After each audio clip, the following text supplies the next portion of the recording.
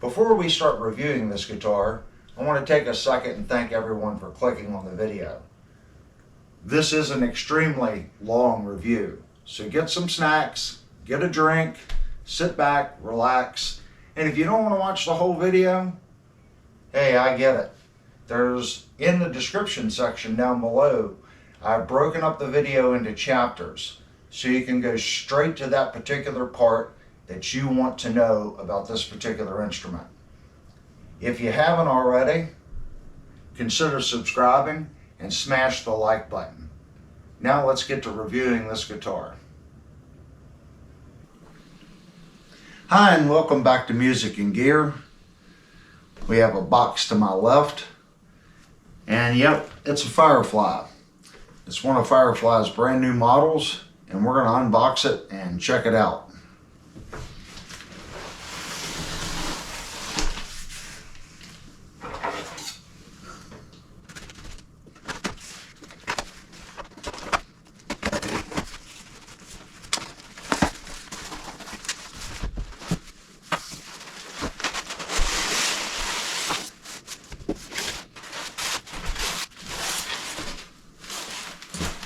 And it looks like it's completely encapsulated in foam.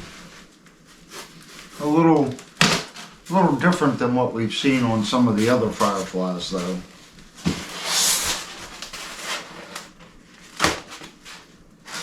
This particular lid isn't fitted. There's not a rabbet or a dado made into the foam, so it doesn't shift. That would also explain the way they've taped it here.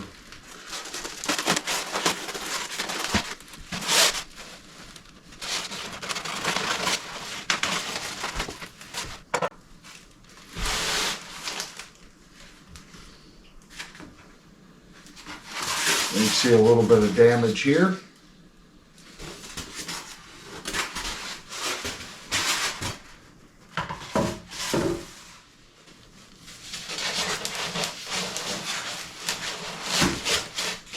Let's check the fit. And again, it's really good. Very little movement in the styrofoam sarcophagus for this guitar to move back and forth.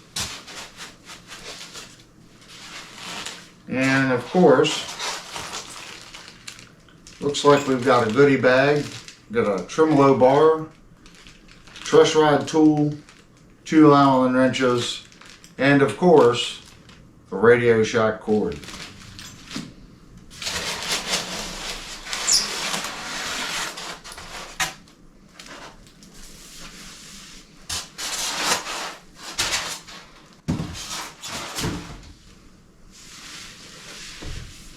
Alright.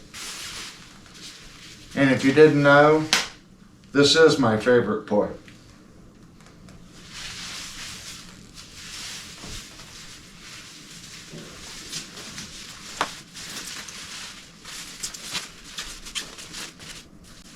We do have some tears in the protective covering, and that is most likely because it's a pretty tight fit on this guitar.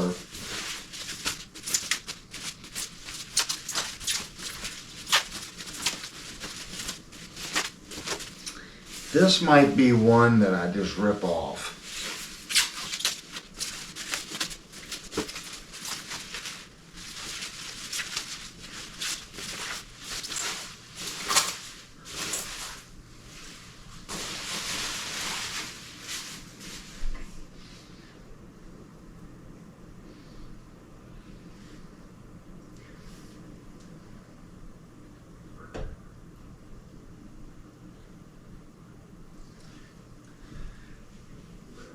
I guess right out of the gate, I should say, I really don't understand how they can make a guitar like this at this price. If it plays and sounds as good as this thing looks, this thing should be phenomenal. Also has locking tuning keys.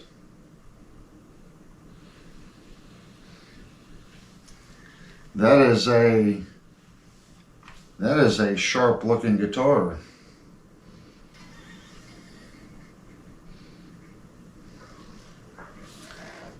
Well, like we do every guitar on the channel, we're going to take this guitar apart. We're going to check everything from the electronics to how well the neck was put on the guitar, how well the fretwork was done, how the frets are dressed, the general fit and finish on the guitar, the pickup output, and of course then we're going to play it and review the general playability of the guitar. So stick with us and we're going to get to it. Alright, I now have the guitar up on our stool here, and we're going to go over the general fit and finish of the guitar. This guitar has a blue burst top finish, and it is a flame maple top that is on the guitar. It is a book match top, and that's where they take a slab of wood and they slice it right through the center and they fold it over, and then they join the two sections back together. That creates a book match, and there's a seam right through the center of the guitar. And looking at this seam, I'm looking for a glue line. And this particular guitar is very nice. It is a very solid, well-joined seam. I do not see any glue line whatsoever. It's done very well. I would grade this top probably maybe an A2. I don't think it's an A3. It doesn't have enough depth, but it is definitely at least an A2 quilted top. It's very nice for this price point guitar. Since it does have a veneer top, we have a binding that goes all the way around the guitar.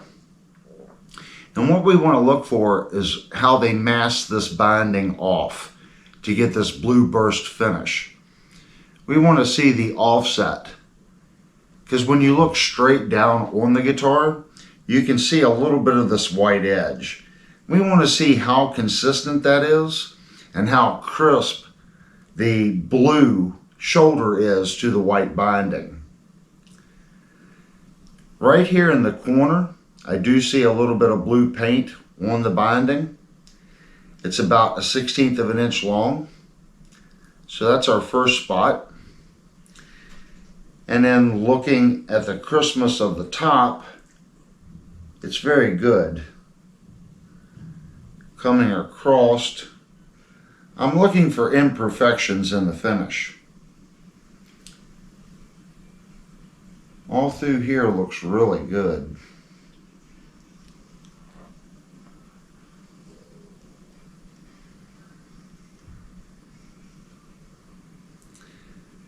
I only see that one little spot right here on the top. And then looking at the binding here on how crisp it is. We're also feeling the side here for any missteps in the routing.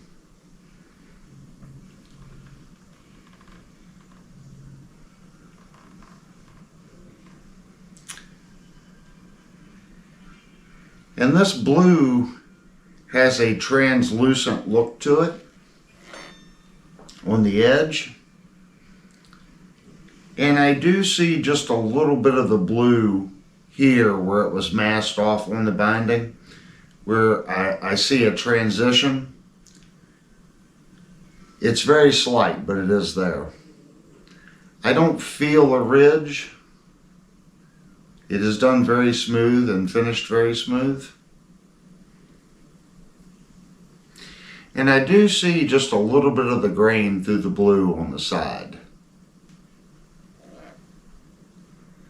Going over to the bottom side of the guitar.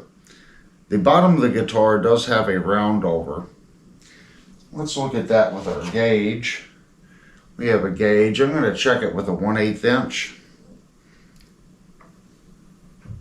And that's what it is exactly a 1/8 inch round over. Coming around right here, we have a chamfer cut into the body. And we have our horn radius right here and our chamfer radius. And the two do not line up perfectly right here. You can see where the neck pocket radius comes around and this radius comes around, and the two do not meet at the tangent. This one's a little more noticeable than this one. This one is very close, where this radius scoops into the horn. It's done very well. The chamfer is also eased in the corner. They've broken all these edges, so it's a nice soft transition. And there is a slight cut right through here where they've beveled the back of the guitar. And essentially, while they've done that, is for your hand when you're gripping the guitar. It makes this distance here just a little thinner. And you can see that it does have a slight angle to it. It's probably 2 or 3 degrees maximum, but they have angled it just a little bit. Looking at the pocket where the neck fits in, this area right here is done very well. It fits tight. The neck to the body right here is also tight. I don't see a funny gap. And on this side, it looks nice as well. I'm not seeing a peculiar gap or where it looks like it's misaligned. The neck is cut underneath and drops. So this part of the fingerboard sticks out over the route pocket of the neck on the body. We also have a little route right here, and that's for our adjustment wheel on our truss rod. The route on the neck in relationship to the route pocket in the body route is larger. So the distance between here and here is smaller on the top, and it looks like that offsets about a 1/16 of an inch. It's done very well. It's very clean. I'm not seeing any wood fiber hair from the routing. It's cleaned up very well. And the finish is done very well in there as well. Exact same thing with this round over on the back side of the neck. I'm not seeing any funny missteps or variations in the finish right there. our route for our pickups, and basically we're looking for missteps where the machine come around and maybe went too far, or where it traversed across and then plunged in. Everything looks nice. Now this edge is not broken, it is a sharp edge. The only break that you have here is from the finish on the top of the guitar where it puddled, and it creates a slight easing to the corner. So this pickup route here looks good. This one right here looks good as well. The only thing I'm seeing in both pickup cavities, I am seeing a little white compound from the polishing on the guitar. See a little bit right here. There's a little bit right here as well. And that wipes out pretty easily. Looking at the route for the tremolo, right here I do see a slight misstep going across this straight edge. I do see a little bit of a radius break right here. And that's either where the machine led in to start the finishing pass, or where the machine went down to start its pass. But there is a slight variation in the finish routing right here. It's right there in the corner. Looking at the route slot for the switch, it looks nice. And again, I'm seeing white compound in there from where it was not cleaned out, from where the top was buffed and polished. The two screws holding the switch, they're down tight and even to the body. And they do appear to be setting perpendicular and parallel to the top, so they're not set askew or running crooked. Looking at our button here, and it's a standard button. I've seen Firefly use this button before. Looking at the alignment on it to the book match,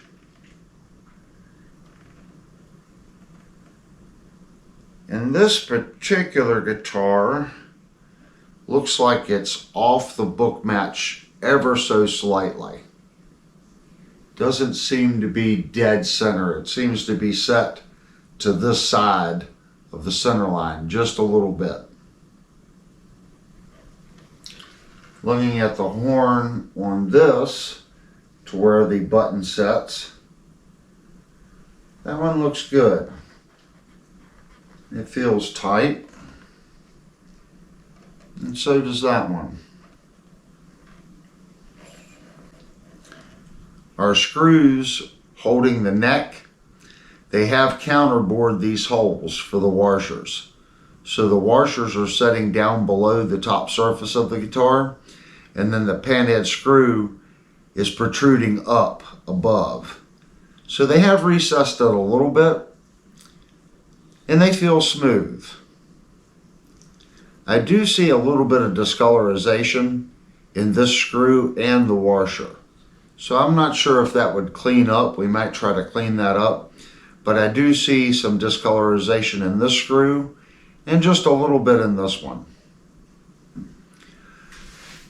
Our tremolo route for the back and the springs and the claw, this plate sets on top of the guitar body. So they have not recessed this in to where it sets flush. That's common. That saves a little time on the machine, which of course, lowers the cost of the guitar, less man hours spent. This cover here for the electronics is set down flush with the body. I'm going to tap it. Doesn't seem to be moving. Looking at it in relation to the route cut, it looks like it fits well. It's following the route. Right here it's setting down about 1 millimeter below the body. Just a little bit more here, maybe 1.5 millimeters. Back to 1 millimeter. it's quite consistent all the way across. And they are using 4 panhead screws. And they do appear to be down and tight. Looking at our jack plate here,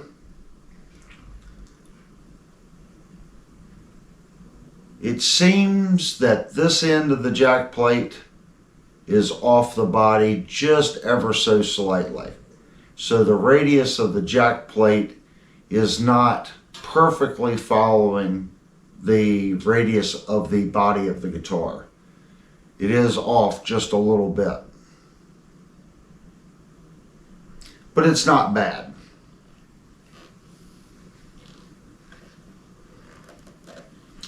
Our neck pocket here, before we move on to our neck, the neck appears to be setting tight to the body. If there is a shim in this pocket, it's going to be very small, but it appears to be bolted in and tight. I'm not seeing a gap here versus the top. Our neck, as it eases into this pocket, this offset right here, it's about 3/16. I've seen some of these budget-friendly guitars where they have a very large shoulder here. This one's nicely done, and it does follow the contour of the body of the guitar.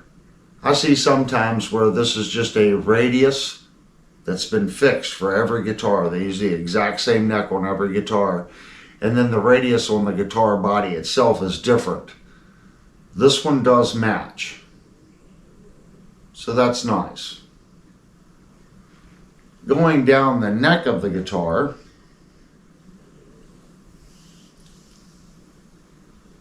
I do feel the grain in the neck, and it's one of those feelings, it's a nice feeling, it's not a grit feeling.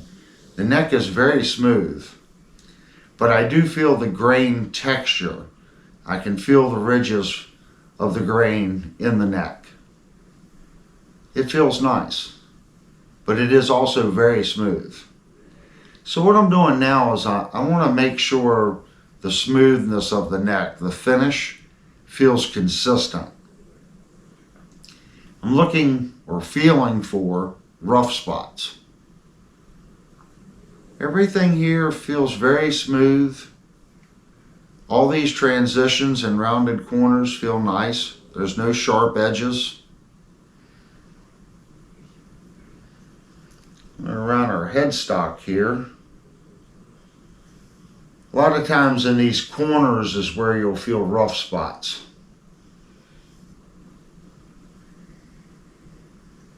The neck is very smooth. Let's look at the top part of the neck. And I can feel the Firefly logo on my finger. So I do feel the raised lettering. So it has a very thin top coat over top of the lettering of the guitar. We do have 2 string trees right here. And these tuner posts decrease in size as it goes down the body. And it looks like we have 3 different sizes. These 2 are the same size. These 2 are the same size, and then these 2 are the same size. And they are decreasing in height as it moves towards the high E string. They are also locking tuners.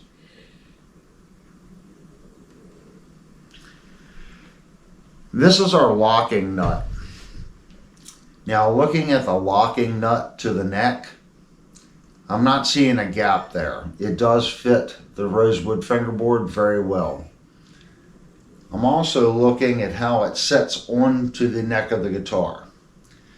This particular guitar, the nut does stick out past the sweep that they've put on the neck right here.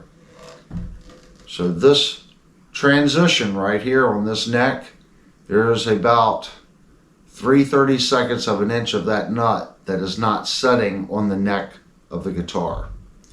the neck sweeps in, and you can see that the nut is overhanging. My only concern with this is you're running string trees here, and I'm looking at the break angle on the strings. On these locking nuts, the break angle here needs to match the seat of the nut. We're going to have to see how well this actually works. We're going to loosen the nut, check it on the tuner, and then tighten the nut. I have a pretty good feeling that as you tighten the nut on this guitar, it's going to raise the pitch of the string, because it does not appear that this break angle on these strings right here match the break angle in the nut. So what ends up happening, the string is here and the break angle of the nut is here, so when you go to tighten it, it bends the string. And anytime you bend the string, just like when you bend it here, the pitch of the note goes up. It does appear that this guitar would do that, but I could be wrong. We'll go over that when we get to the intonation and first fretted notes of the guitar. Going down the neck of the guitar, I'm checking the fret ends. And these do have the ball end frets. And again, unbelievably smooth. There's no sharp frets. It doesn't matter how hard you push on the neck, the fret ends are done extremely well. The issue with ball end frets is how they align down the neck. I've seen the frets really do the wiggle down the neck, because one, they might be cut a little narrow, this fret might be smaller than this fret, or they didn't press them in right. So let's look down the neck and let's look at how well these frets were set.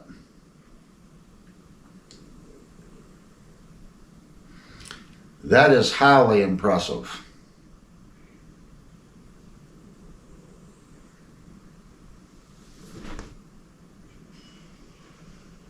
This particular guitar is done very well. And I lost our little cover sheet here. This would be my fourth Firefly guitar that they have set the frets extremely well. I'm going to put this particular one right up with the purple and black Strat Firefly that I think I did a review on that about 3 or 4 months ago. This particular guitar is probably one of the best that I've seen. That guitar, the other purple and black Firefly, was done extremely well as well. This one is right in that category. It's done well. They align well. Looking at the nut, or the back of the top of the neck, we do have some inlays here. And I like these inlays. They look like they have some depth to them and a lot of really pretty colors. I don't know if you can see that or not.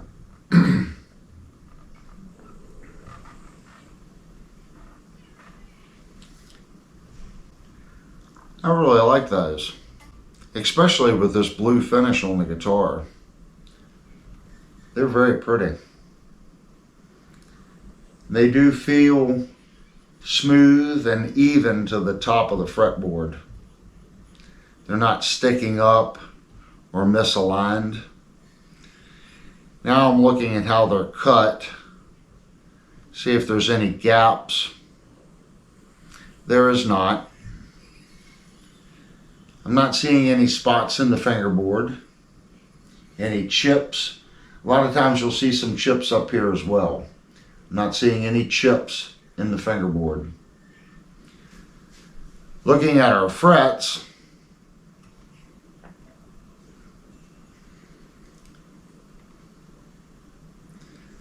the top of the frets look really nice.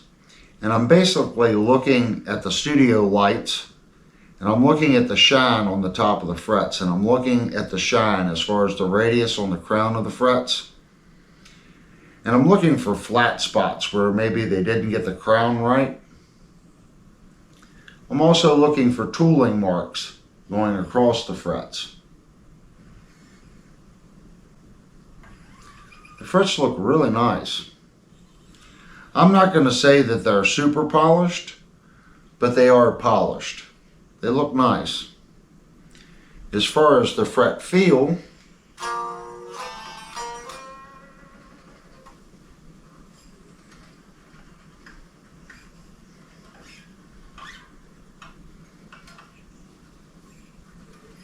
the frets feel smooth.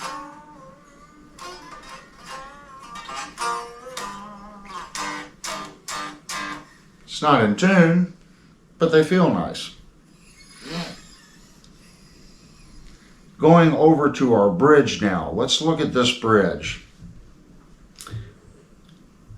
It doesn't look like it's a Floyd Rose.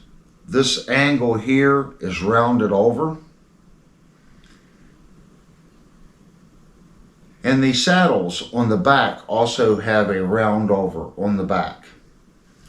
Now, something I did notice is the back of the saddle here has a chamfer on the back side of it. And if you've watched any of my videos on modifying Floyd Roses, a lot of times the E saddle, you have to chamfer the bottom of the saddle. When you move it back, it hits this angle on the back of the bridge plate, and it prevents the saddle from moving down when you use the fine tuner. So what ends up happening is the back of the saddle hits the back of that piece, and it prevents it from moving down. This one's already done where the angle has been cut into the back of the saddle. It looks nice. Looking at our posts here, these do not look like Floyd Rose posts. We'll know more once we take it apart and actually get into the cavity in the back. We'll take the tremolo out and see how it's made and see if we can see a manufacturer name on it. But the finish on the tremolo bridge looks nice. It is a chrome finish, and I'm feeling for rough spots,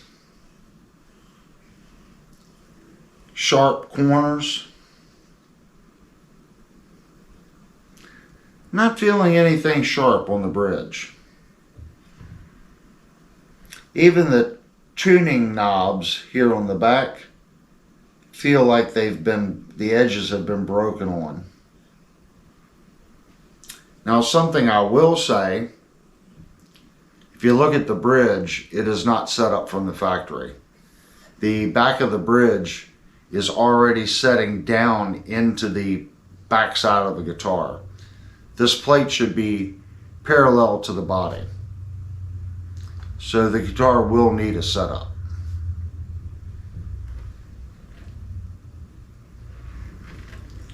Okay, now we're going to take a look at how the guitar was set up from Guitar Gardens and how I received it. Right now we're going to look at the factory neck relief. I have my gauge here. I'm going to say that this guitar is probably a 25.5. Let's put our gauge on the neck. And that's what it is, 25.5. Let's set it up here.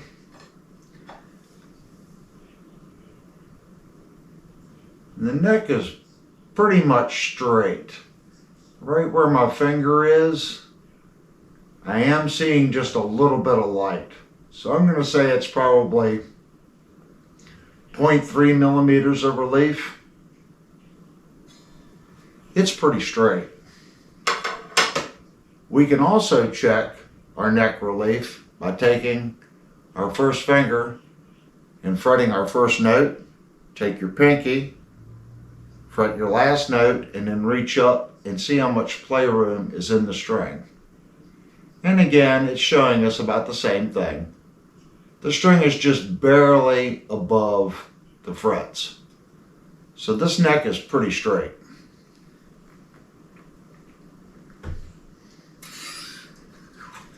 I have a couple radius gauges. Got a 12, a 16, and a 14. So let's start with our 12. We're going to check the radius on the neck.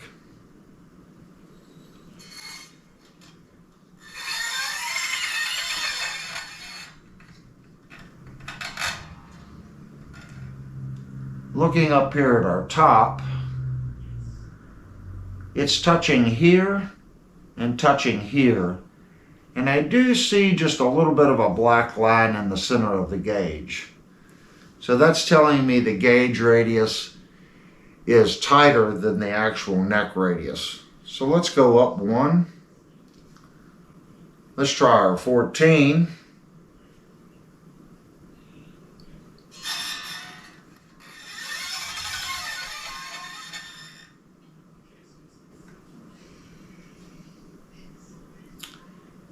And the 14 looks nice. I don't see a line, and it seems to be touching the fretboard all the way across. So it looks to be a 14-inch radius at the top.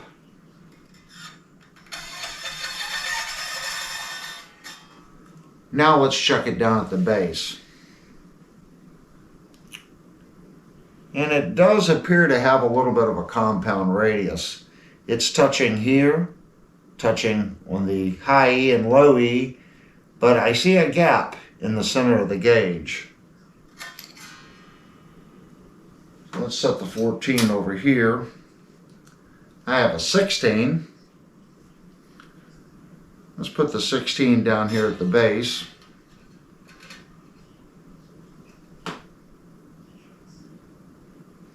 And that's what it is down at the bottom. Looks to be a 16-inch radius.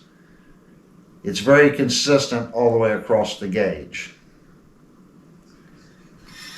I'm going to move it to about the center. Yep.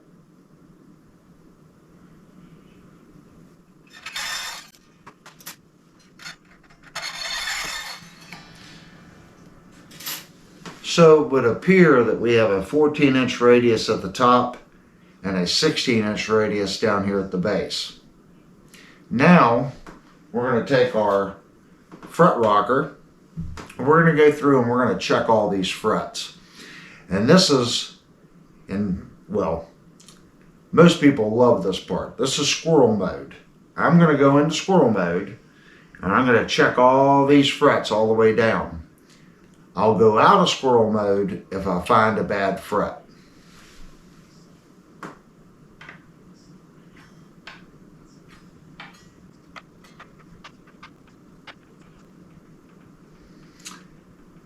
And right there, I do have just ever so slight of a rock.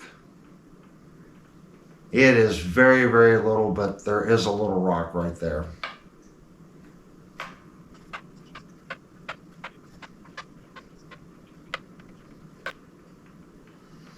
And right here, again, it is, well, actually, I was hitting the other fret. No.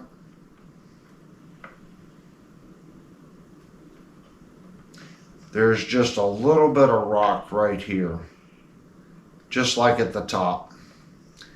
I would say most people wouldn't consider that a rock, but it is rocking a little.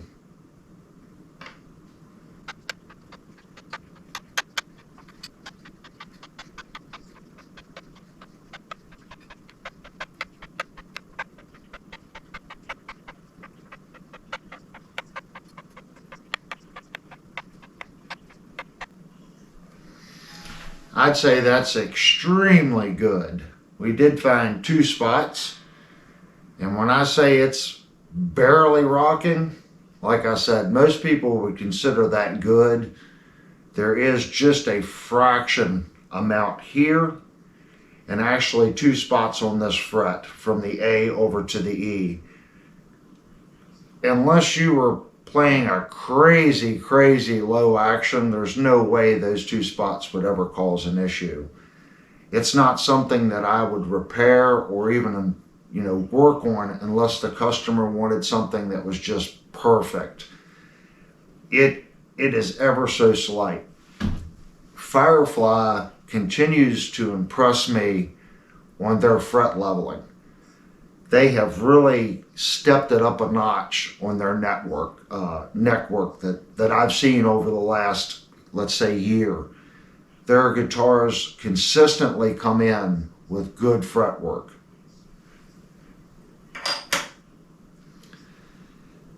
So now I just want to kind of look over the frets. A really good look. And these frets look really nice. I'm not seeing any flat spots in the frets. I do see a couple marks here and there in them. Here there's a tooling mark on this fret. Tooling mark on that fret.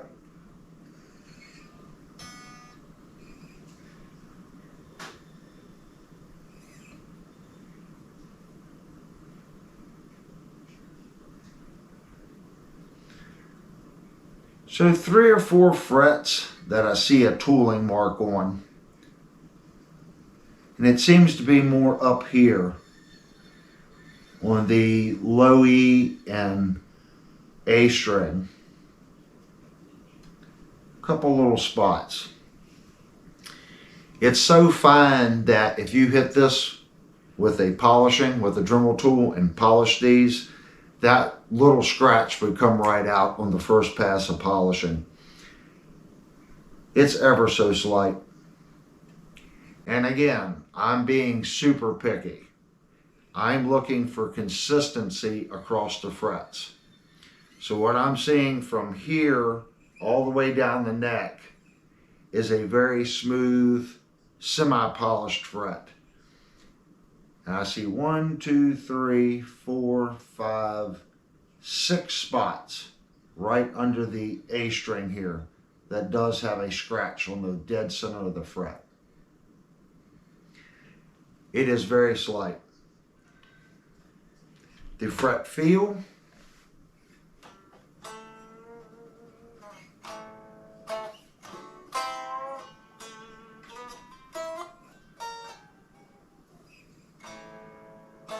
the frets are very smooth. It's not a glass smooth feel, but you can definitely tell the frets were gone over.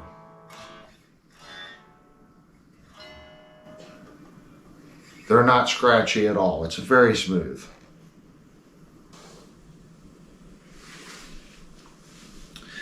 Alrighty, I now have my Robertson strobe tuner plugged into the guitar, and we're going to check the factory setup as far as the intonation, our first fretted note, how well it was set up from Guitar Gardens, how I received it.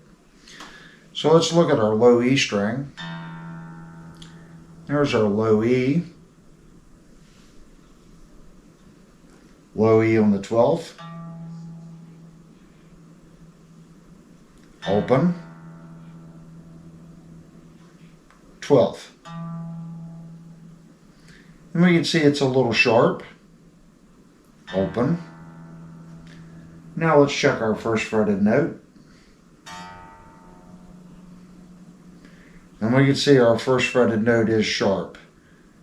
The F is sharp and it is fluctuating to F sharp.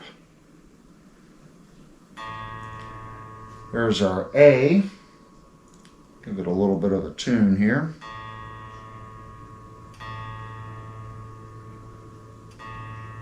There we go. A on the 12th. Open. Seems to be a little sharp.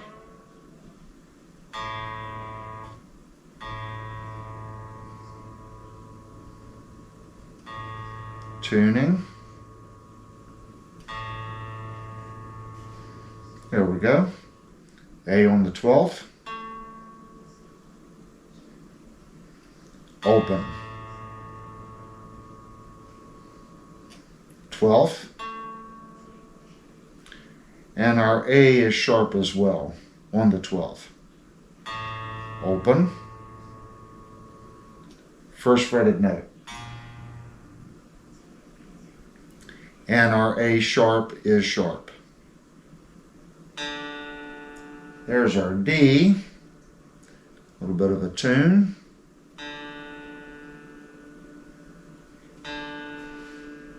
There we go. D on the 12th. Open. 12th. Open. 12th. And our D appears to be a fraction sharp as well. There's our open, first fretted note. And our first fretted note is a little sharp. There's our G, give it a tune.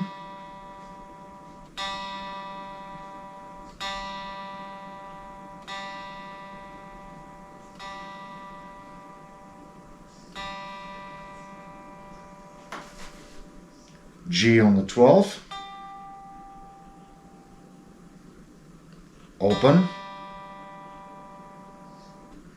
12th, and just a fraction sharp, open,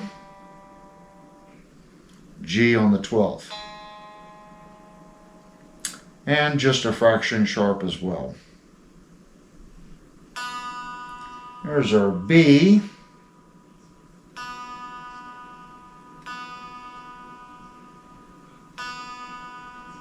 Here we go. B on the 12th. Open.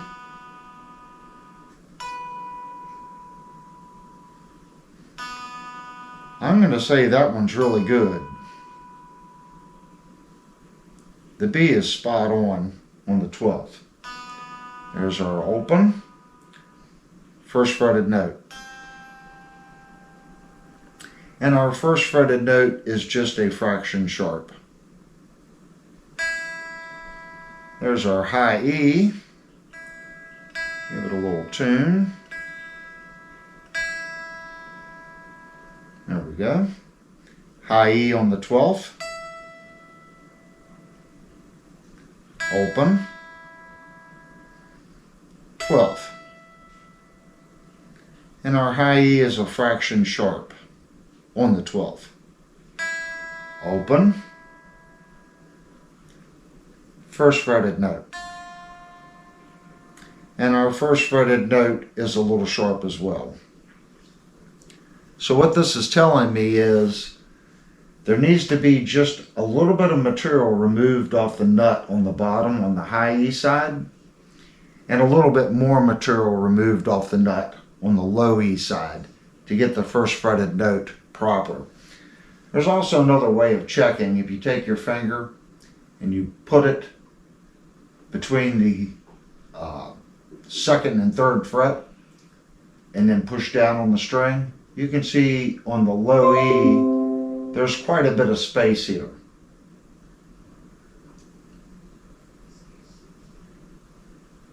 Same with the A.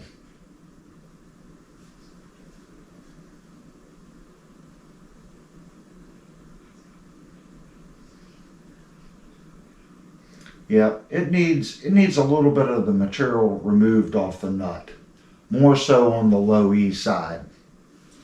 Now what I want to do, I do have the lock nut loose. That way I could tune the strings as we were checking the intonation. So what I want to do is let's bring our E back up to tune. We are working with a floating bridge, so as I went across it took the other strings out of tune. So let's get our E perfectly in tune. And earlier in the video I talked about the rake angle behind the nut. Since the nut is loose, we want to put our tool in our nut here, and we're going to tighten and lock down the nut. And we can look at our tuner here on how it's in tune. Now we're going to tighten the nut down and see how that changes the tune of the string.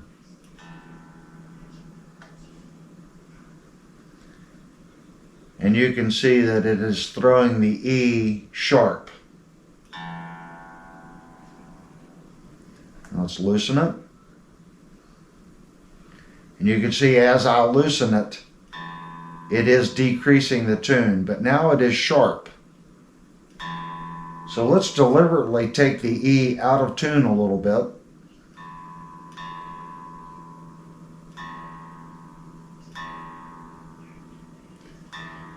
So you can see that we're just a little low on the E. Now I'm going to tighten the nut.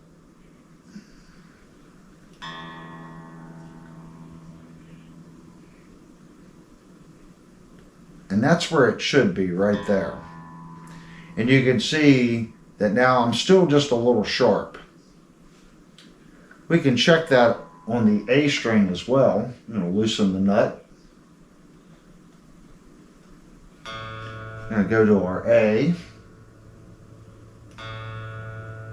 Let's get our A in tune.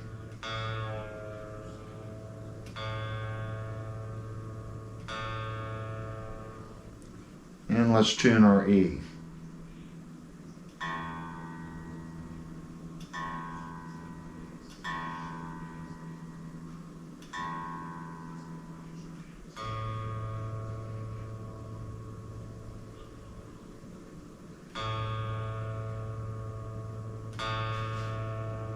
There's our A, and there's our E. Now I'm going to tighten the nut.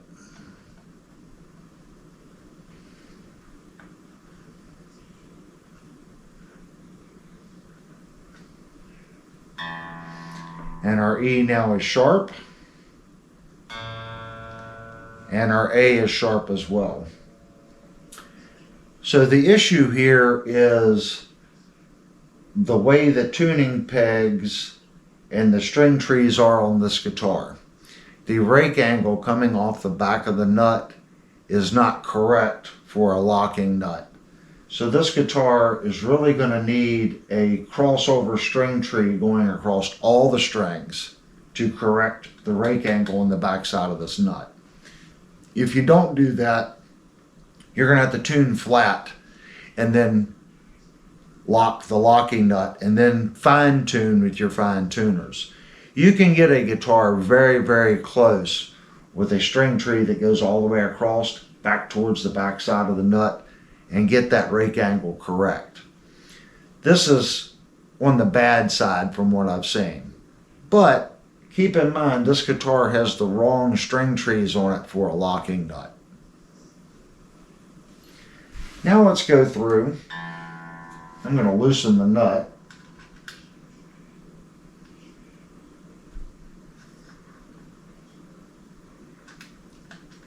I'm going to loosen the nut. We're going to retune here.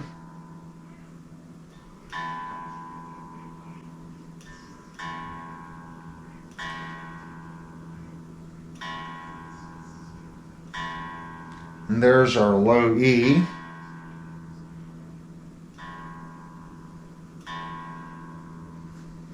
And I'm going to go down through the fretted notes and we're going to double check how well the guitar is set up as far as the frets. Low E.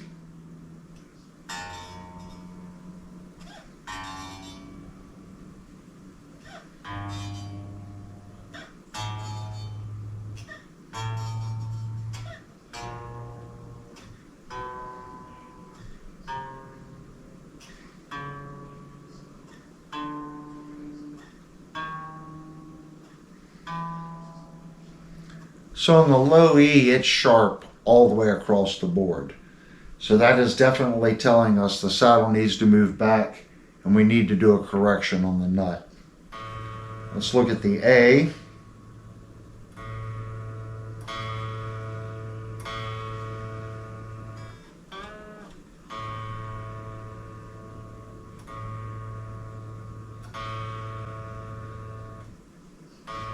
A open. And now let's go down the neck.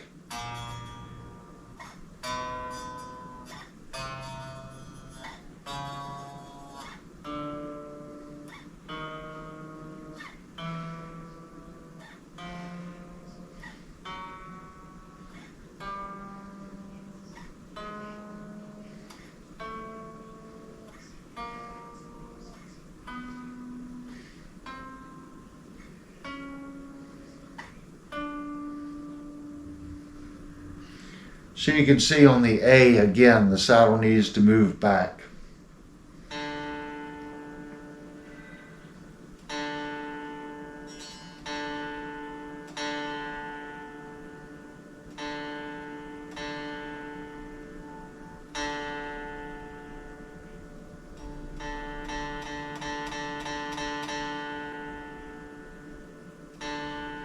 There's our D.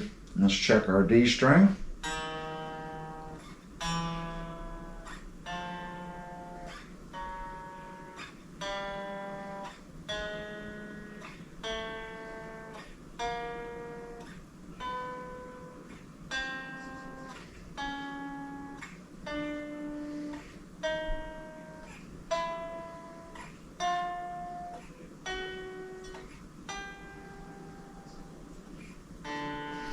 And our D string, definitely the saddle needs to move back.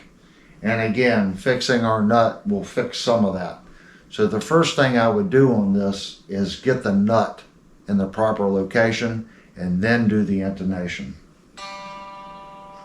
There's our G.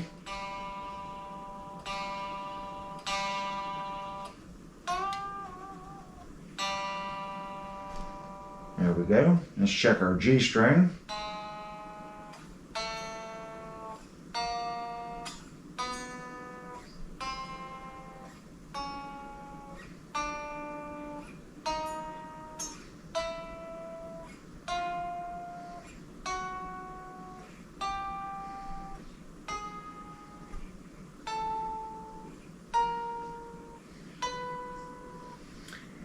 And again, our G string saddle needs to move back. It's sharp across all the notes. I think there was one that was in tune.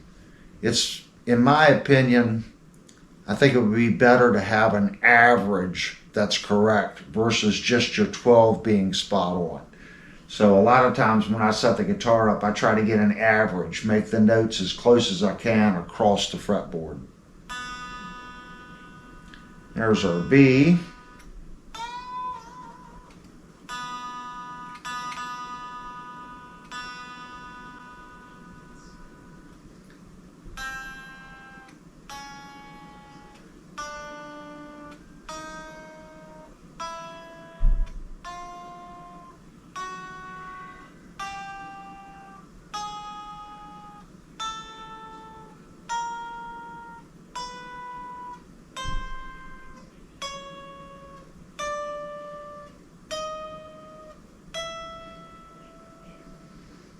And the B's a little better. There were a couple notes that were in, but across the board it was on the sharp side. So the B saddle needs to move back as well.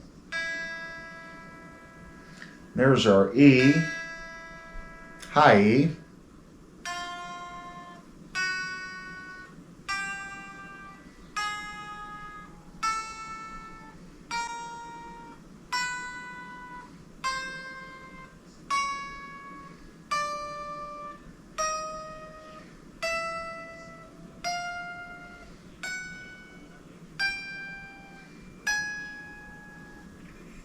And again, our high E saddle needs to move back.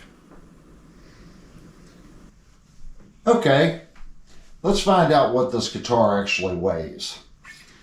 I have our scale here, and it's set on grams. I'm going to try to balance the guitar on the scale. And in grams, we're reading 3,358. In pounds, that's 7 pounds, 6.5 ounces. All right, I now have my multimeter plugged into the guitar, and we're going to check the resistance on the pickups. We do have a push-pull knob right here on our tone knob. First, we're going to double check, make sure both of them are all the way up. We are in the bridge position, and in humbucker mode bridge, we're reading 14.63. If we split the coil, we're at 7.36. If we go to our center position, which would be the split coil on the bridge and the humbucker at the neck, we're at 3.004. Two humbuckers, we're at 4.26. And the neck pickup by itself is reading 9.96. Okay, I now have the guitar upside down, and we're gonna take off the cover plate that's going over top of the route for the springs on the tremolo and the claw. And we want to look inside, see how clean it is, and see if we can get an identification mark on this tremolo. Before we do that, we can see that they have put two little grooves on this cover plate so you can get in and do quick adjustments to the claw. I actually like that. As you tune a floating bridge, the bridge will move back and forth, and this makes it really easy to get in there and make an adjustment. So I'm going to go into squirrel mode, and we're going to take these 6 screws out.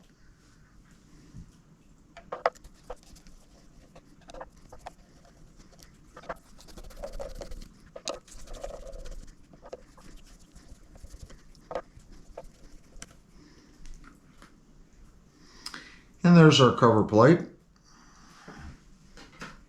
I'm going to set the screws over here. Now let's take a look inside. This looks really nice.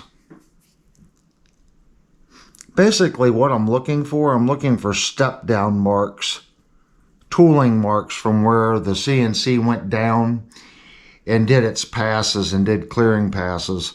You can actually sometimes even see step over marks where it comes back and forth and it steps over its previous pass. This is very smooth and very nice. Now, something I have seen on some guitars, when they put these 2 screws in, they'll put them in too much of an angle. And before the guitar leaves the factory, they have to put that cover plate on. And if they put too much of an angle on that screw, they'll actually take a hammer and they'll hit that screw. It doesn't matter. They're just trying to get the cover plate on. What matters is to you.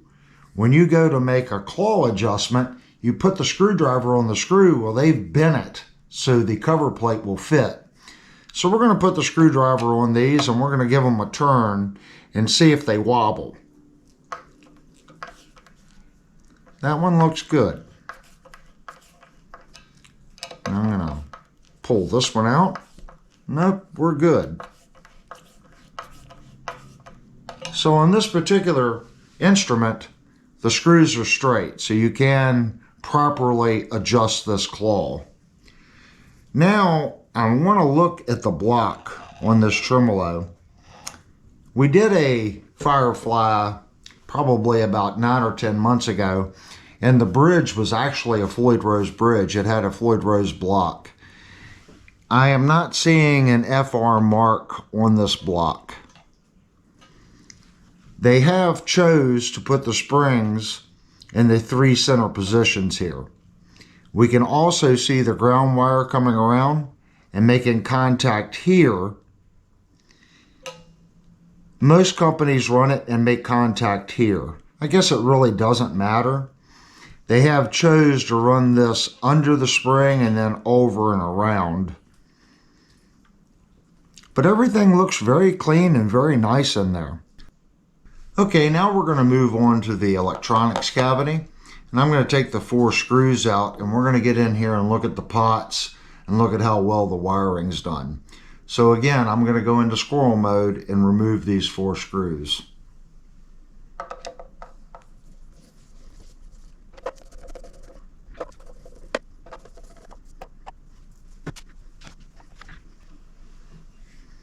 And here's our cover plate, and we can see that it is not shielded.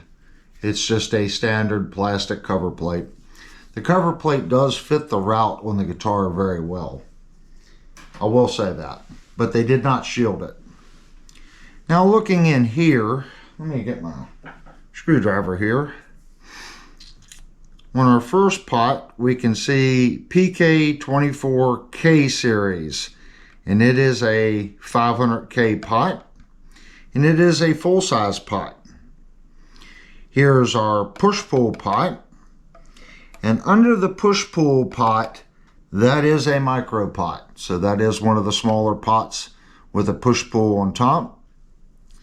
And we can see here's our cap.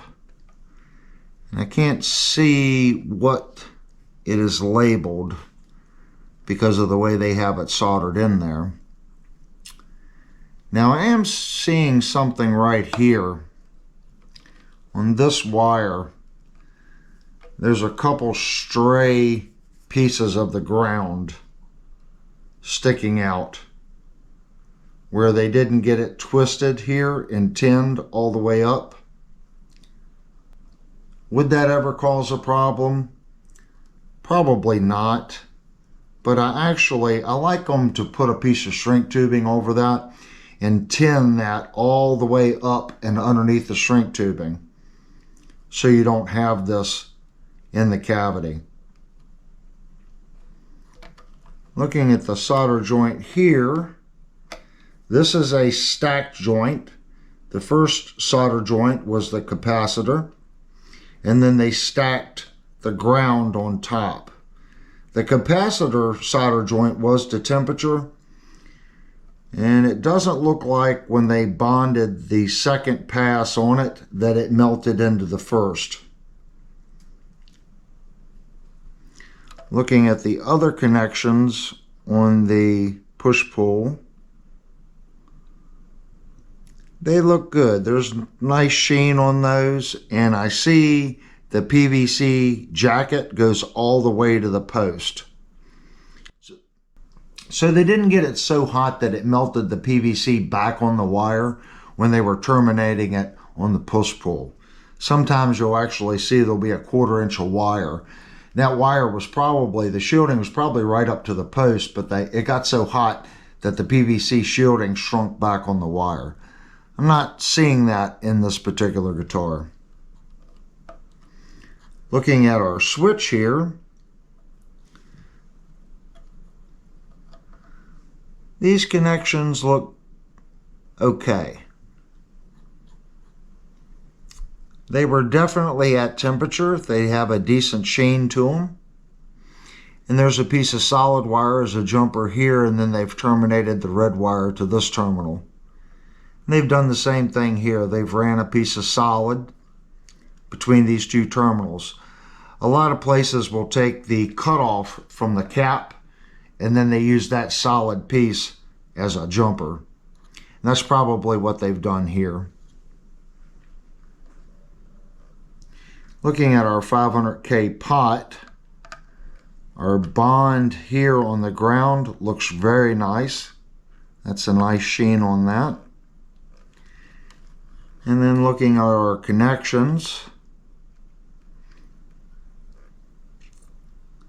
they look good. It's a nice sheen on all of them. Yep, that one's really nice right there. And again, we have some of this braided wire that's loose right here where they did not tin all the way up to the jacket.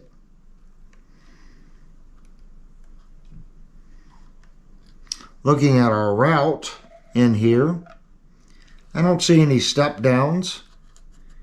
It's very clean.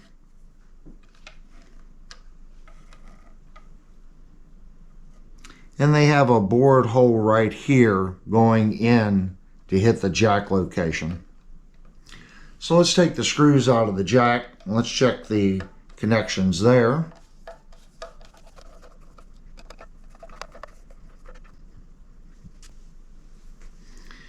I'm going to slide the guitar around so we can get a better look at it. And we can see right here, they did not run the wire through the hole. They've just bonded it on the top. And we have more compound on the back side of the jack. And we've seen this jack before. This seems to be a pretty typical jack for Firefly.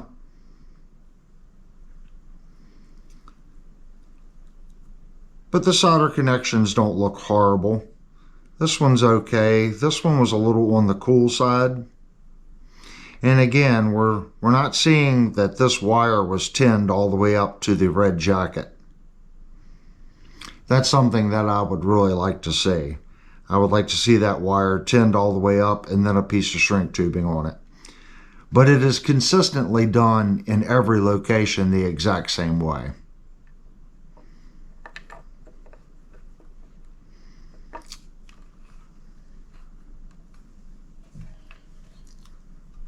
So I'm just going to put the screws back in the jack. I'm not going to worry about putting the covers back on, because in our next step we're going to be taking the neck off the guitar.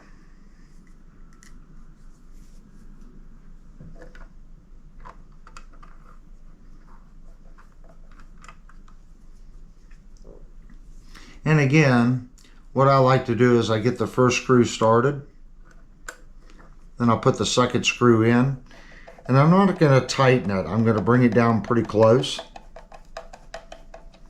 And then I'm going to go over to my first screw again. Bring it down pretty close, and now I'm going to go back and tighten this one. And then finish up.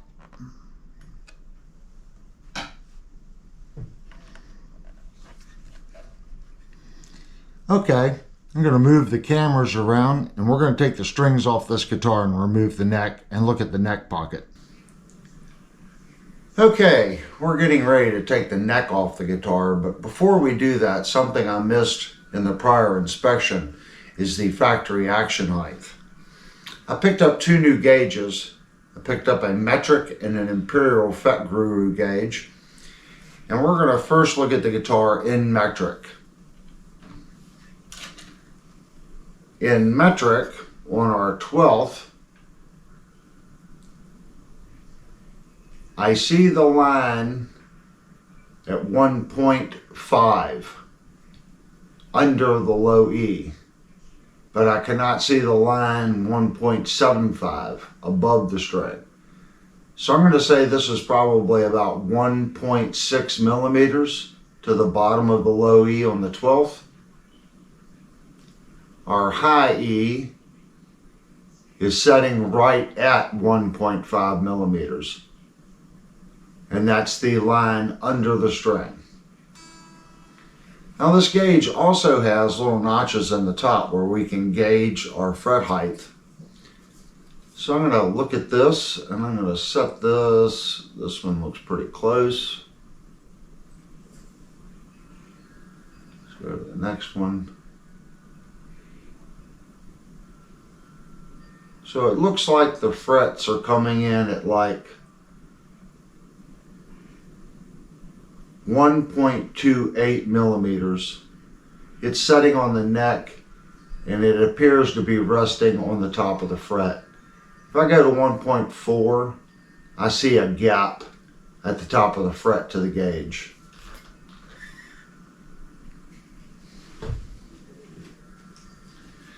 And for those that want the imperial measurements, set the guitar back up, check our 12th. I can see the line at 0.060 under the low E, and I cannot see it at 0.070. So I'm going to say it's probably at like 0.065 on the low E.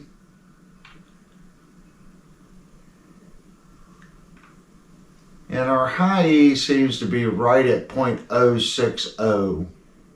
The line's right at the bottom of the high E. And this time,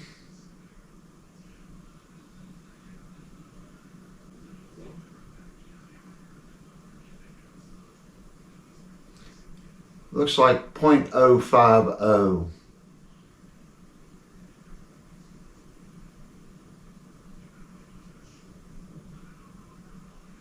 Maybe 0.052 on our fret height.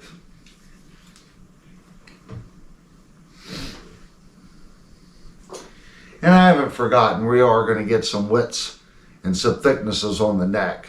But first, let's take these strings off the guitar. I'm going to go into squirrel mode. We're going to take all the strings off the guitar, and then we can unbolt the neck and really look at the neck pocket and the neck. So I'm going to go into squirrel mode and get that done.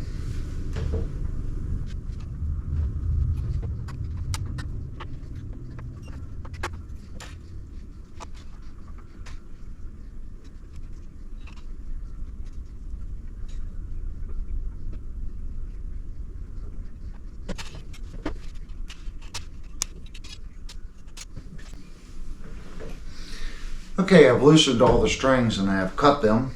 So we're going to take our 3mm. We're going to come back here and unlock the string, pull the string out, and then we want to make sure that we put a little pressure on the locker so we don't lose our nut, our little locking block.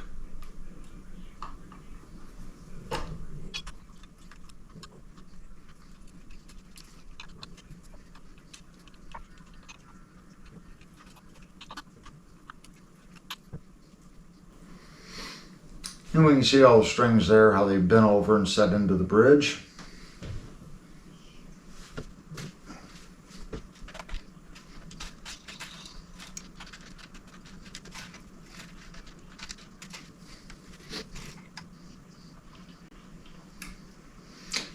Now this guitar does have locking tuners on it, and it still has 2 or 3 winds around each post. The A string has 4 or 5 winds around it.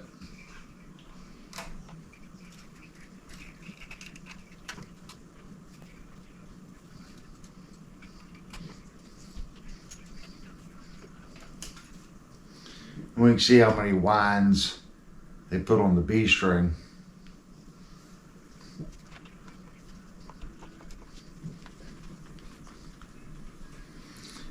All right.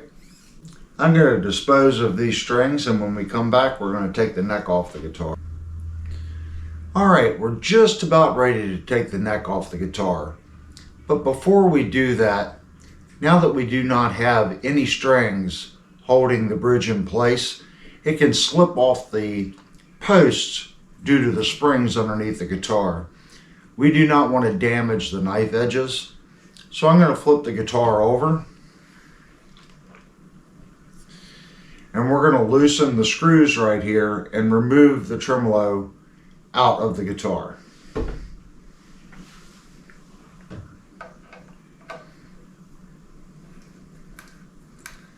And when you're loosening these screws, don't loosen up one screw too much. You want to balance that pressure of the springs across the claw. So I turn it a little bit on each screw and try to keep that pressure balanced. If not, and you've got a lot of pressure on that screw, on the one single screw, it will actually pull the screw out of the body. Ask me how I know that. Sometimes we learn more by our mistakes than we do by succeeding.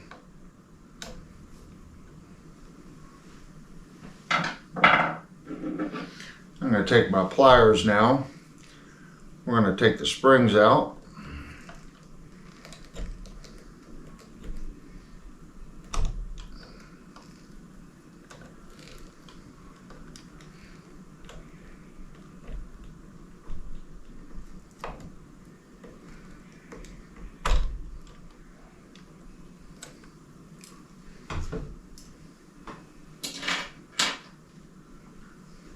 And on this one, I'm going to try to hold the base plate and pull the spring.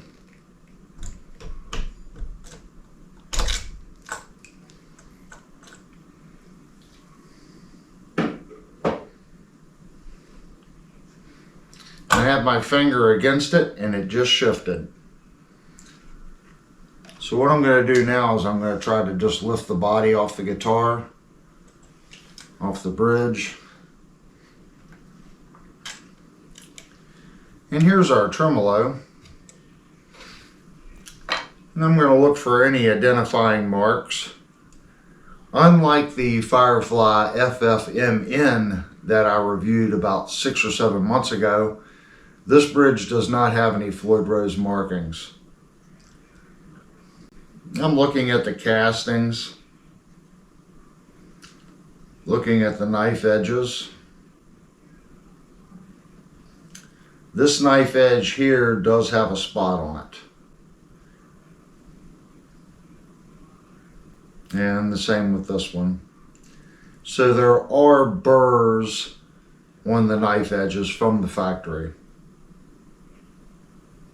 And what that burr can do, if there's a burr on that knife edge, when you move the tremolo back and forth, it'll hang up on that burr, and it won't always return exactly back to a neutral position. It'll hang up due to that friction. But the finish on the bridge looks pretty decent. I'm not seeing anything horrible about it. But it does look like the knife edges do need to be cleaned on it.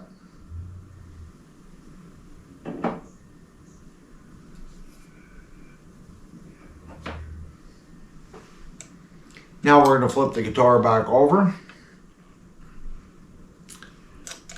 And they have run the wire across and through this spring. That's quite unique. I don't think I've ever seen that.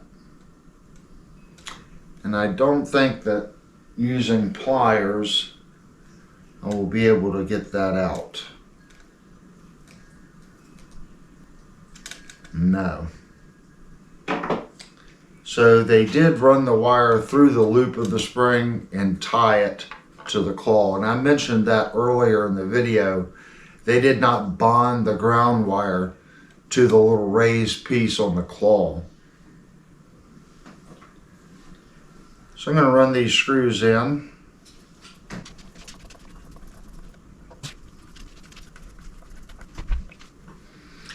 Now let's get to taking this neck off.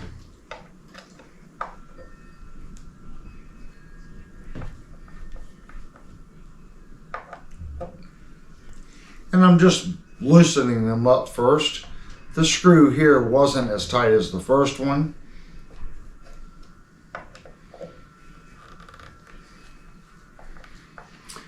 So they had these three very tight and this one just snug.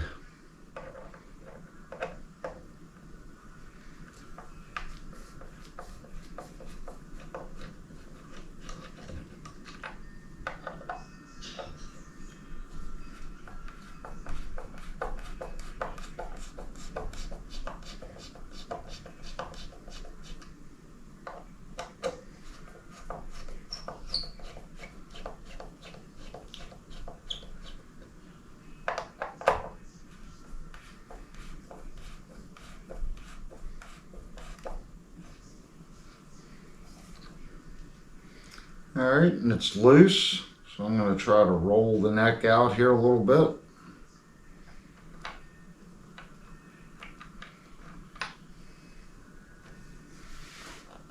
Put the screwdriver down.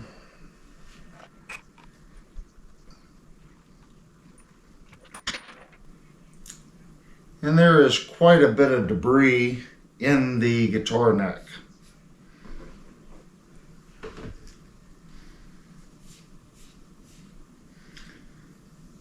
Looking at the neck here,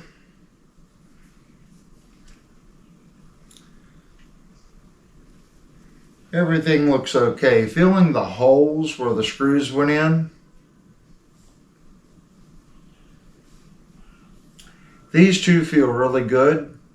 This one has just a little bit of a lip on it, and this one ever so slight. What I'm looking for is when the grain of the wood pushes out, it creates a little hump. This one does have a little hump right here. The rest of them feel really good. So that's telling me the neck was properly drilled with the right size bit for those screws.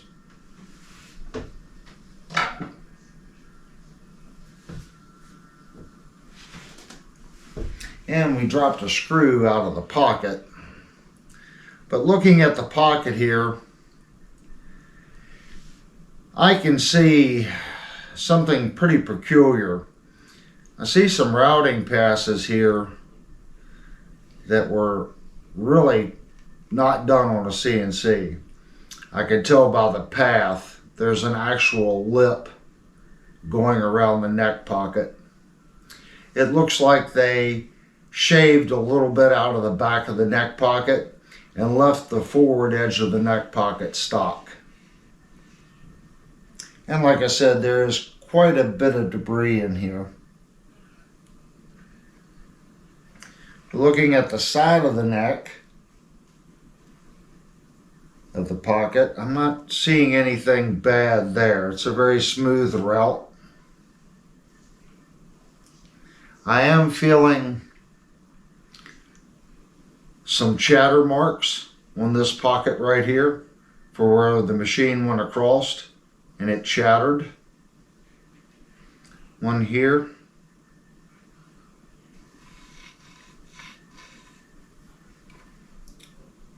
That's about all I see in the neck pocket. The rest of it looks pretty good. There is some polishing compound stuck on the inside.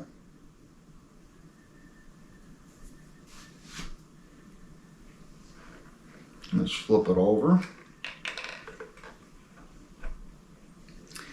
And again, our screws do have some discolorization in them on the finish. And basically what I'm doing here is I want to look at the pockets from the bore and see if they shimmed underneath these. Not seeing any shims, but they are dirty.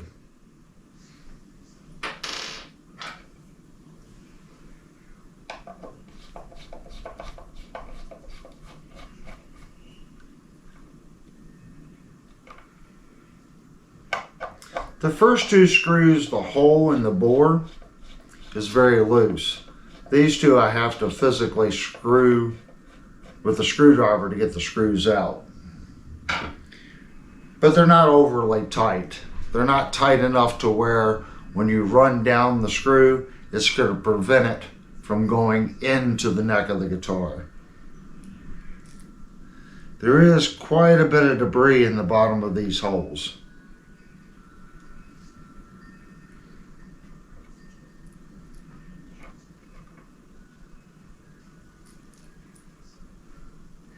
It's quite a bit of debris.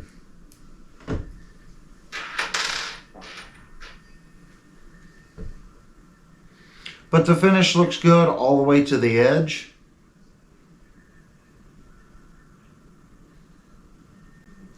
And looking at these holes to the finish, it almost looks to me like the finish on the guitar was done before these were bored. It's a very crisp edge, and I'm not seeing any finish or color on the insides of these bores at all. It definitely appears that these holes were bored after the finish was done. I don't know if I've ever seen that before. Okay, now we want to kind of go over our route holes here. Give everyone some dimensions, just in case you plan on modifying the guitar. So our tremolo route length on our cavity is coming up to 4.7 inches. And that's 120.29 millimeters. Our width on our small side is 2.3 inches and 59.18 millimeters. When we go out to our block, our total width is 3.1 inches and 79.47 millimeters. Now there is an offset here from this bore to our side, and that's coming in at 14.42 millimeters and 0.5 inches. Now our depth to the bottom of the cavity is coming in at 0.675 inches, 17.14 millimeters on the depth. Our depth of our electronics cavity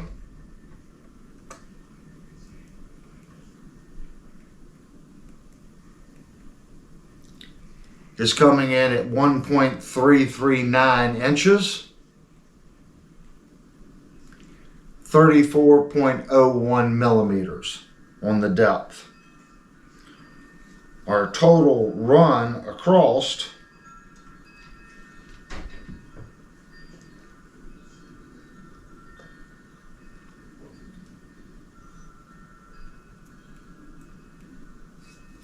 let me reset that.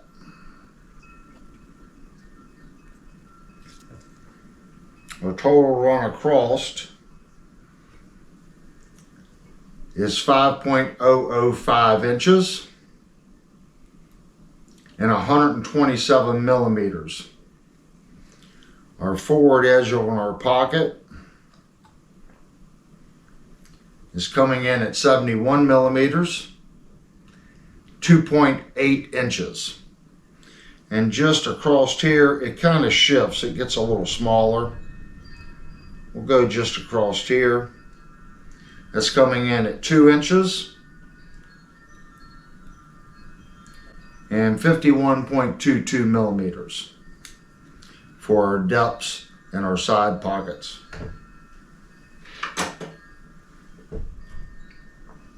Now let's flip our guitar over. And we want to look at the pickups here.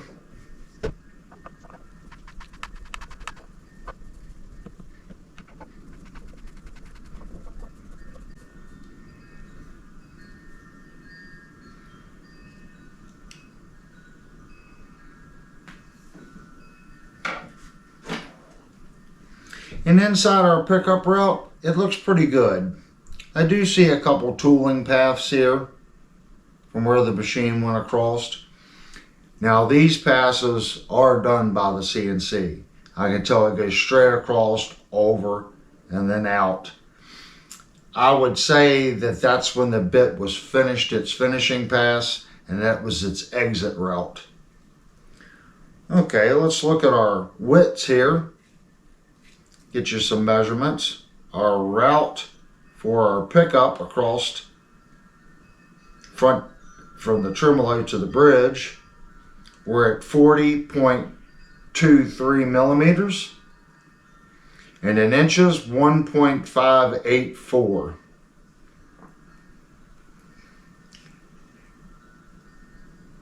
The pickup route itself, less the ears for the mounts, 68.98 millimeters, 2.716 inches. And then the total length with the ears, 3.338 inches, 84.79 millimeters. And our offset for the ears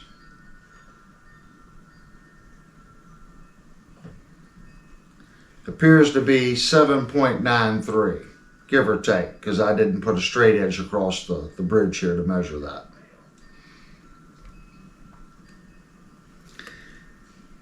And on the top, for our tremolo route,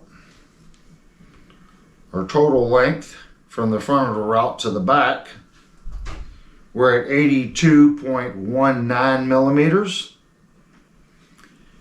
And then where the shoulder of the route goes before it picks up for the rear, 44.49 millimeters. The rear width of the route, 71.74 millimeters. And our total width, 97.12 millimeters.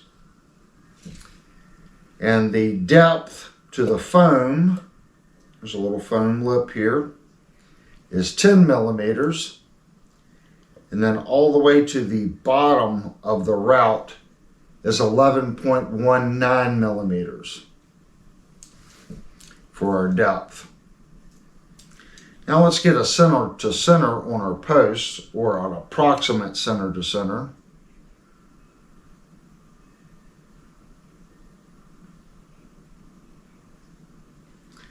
Looks like it's 74.04 millimeters. Pretty close to that from post to post. Our neck pocket width here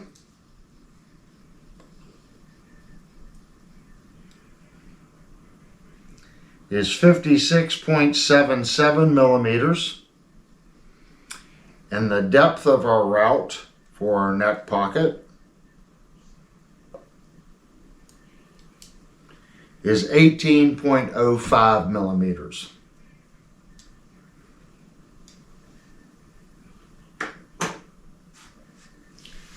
Now let's pull this pickup out and just verify how this route looks since we have the guitar disassembled.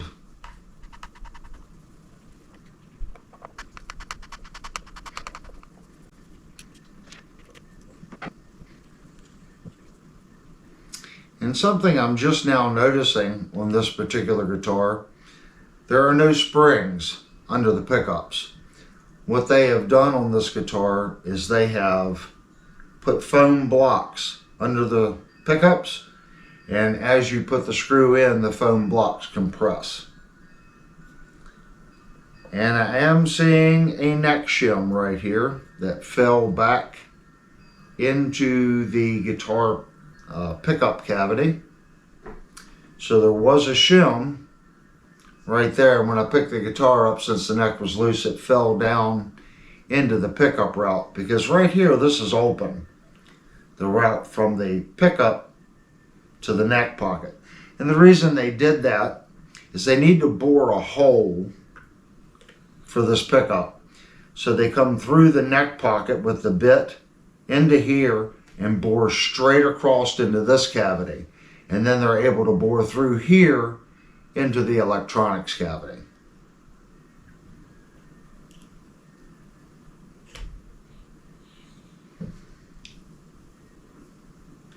I think that's just about going to give us all the information we need as far as the depths of the routes, the widths of the routes. And all that information is there for those that buy the guitar that really want to modify it, change the pickups, maybe change the bridge. I do have a Floyd Rose bridge that's brand new in the box. So when I come back, we're going to take that Floyd Rose and we're just going to align it to these posts. We're not going to change the post, but we just want to see if a stock from the factory Floyd Rose is acceptable in this guitar for those that want to modify it.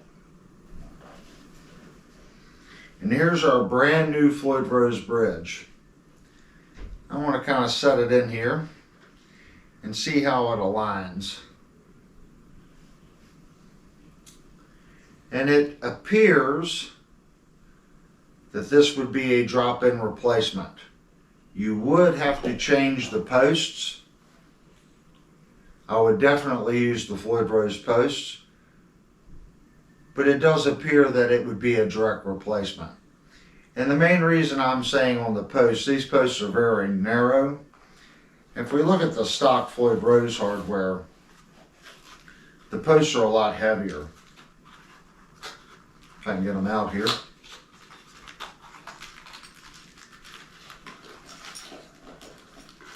Springs. I think that's our posts. Yes. So if we look at our stock Floyd Rose posts, you can see the diameter here on the sleeve is larger than the diameter on the stock Firefly. So that's going to push this bridge back probably, looking at it, looks to be about 1/8 of an inch more on the total diameter. So that's going to push our bridge back 1/16, which would be fine. There's plenty of adjustments in the saddles for those of you that wanted to switch it to an original Floyd Rose. That being said, I'm quite sure the Goth bridge would be a drop-in replacement as well, as the Goth is pretty much a copy of the Floyd Rose.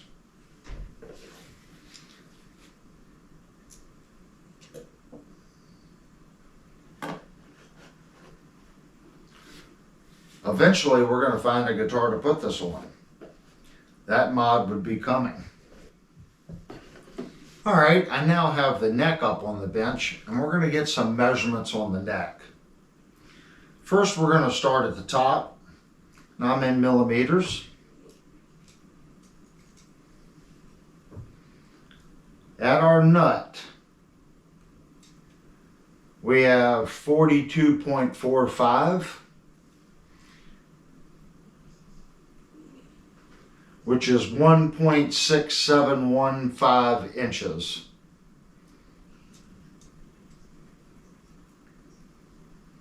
Now let's get a thickness right at our first fret.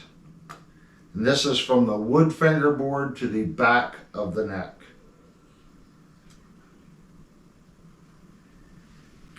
We have 21.04 millimeters. Now let's measure from the top of the fret to the wood neck. And we have 21.84 millimeters. At our 12th,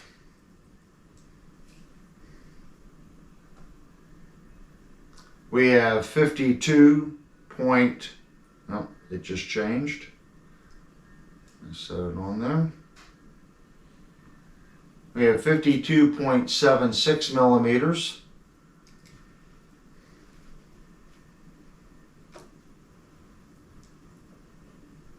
And the thickness of the neck is exactly 22 millimeters. Now let's get a measurement down here at the heel.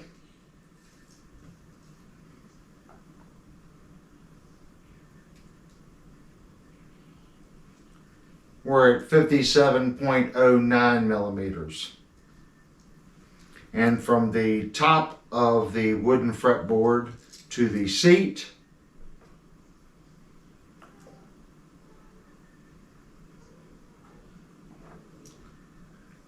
.31 millimeters. I have really tried to document every little problem that I occurred while reviewing this guitar. I have also tried to take the time and forethought on what someone might be doing to this guitar if they purchase it. Whether it's changing the pickups, replacing the bridge. I've tried to put information in the video to help those people that are buying this guitar to modify it. I've also put a lot of information in the video as far as issues that the guitar has. I can't explain how much time it takes to record videos like this and edit them and then get them out onto YouTube. Please smash the like button, and if you haven't already, consider subscribing. Now let's get back to the video. Okay, now have the guitar reassembled, have the back plates on, strings on. I've reset the intonations, and during that process, had a couple issues. Earlier in the video, I talked about this guitar not having a string tree. So I left these nuts semi-loose as I tuned the instrument. And when you get it in tune and you lock it down, it brings the pitch way high. That's because there's no string tree here. In the process of doing that, since there's so much angle on the string that doesn't match the seat of the nut, these two bolts are no longer really usable in the nut.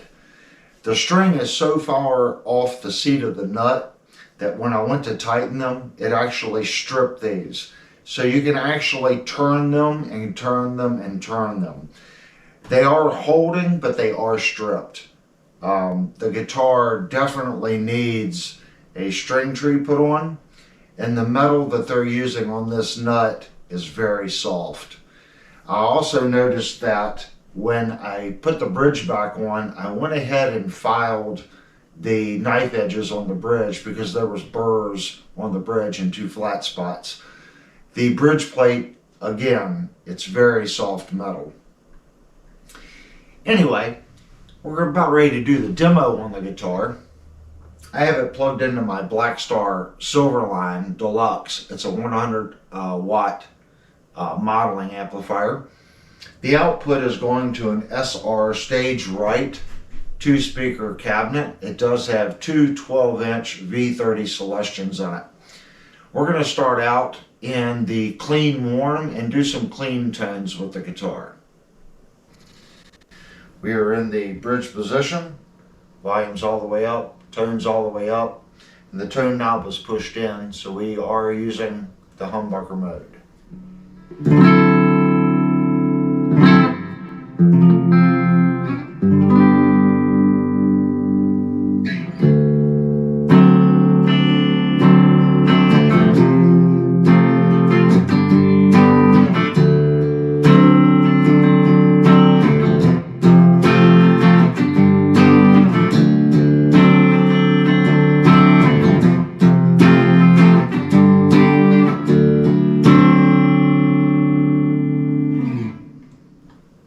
Going up to our center position.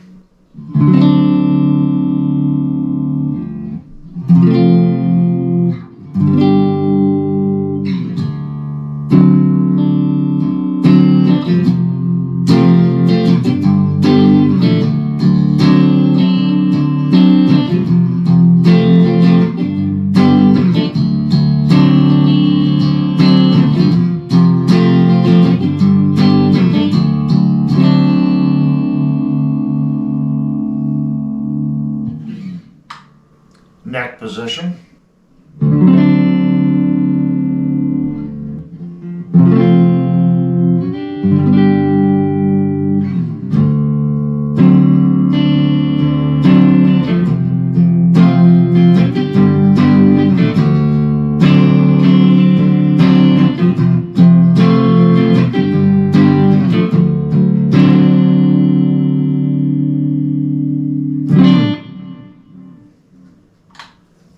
Going back down to our bridge, and I'm going to put it in single coil mode. So this is the bridge in single coil mode.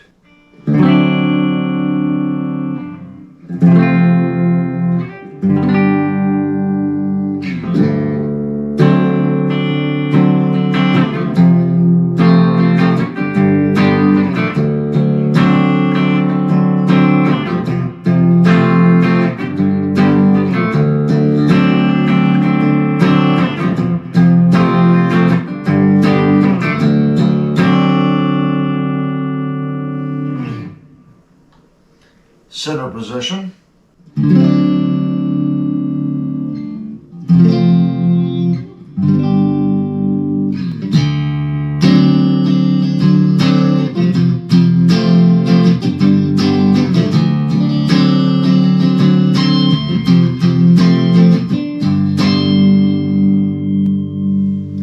That right there has happened so many times. The string is getting caught under the ball ends, and that's just from normal fretting. That's happened many times since I've been playing this guitar.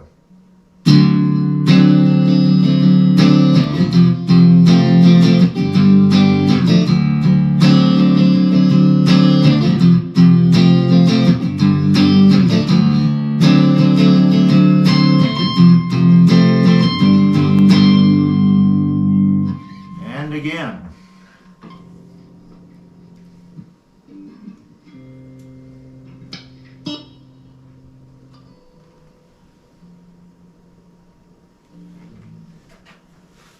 Try it for the third time.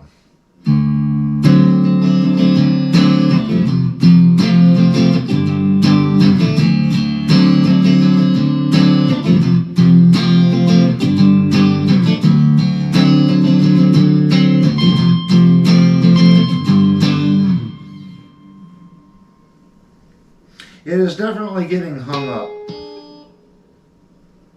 Right there.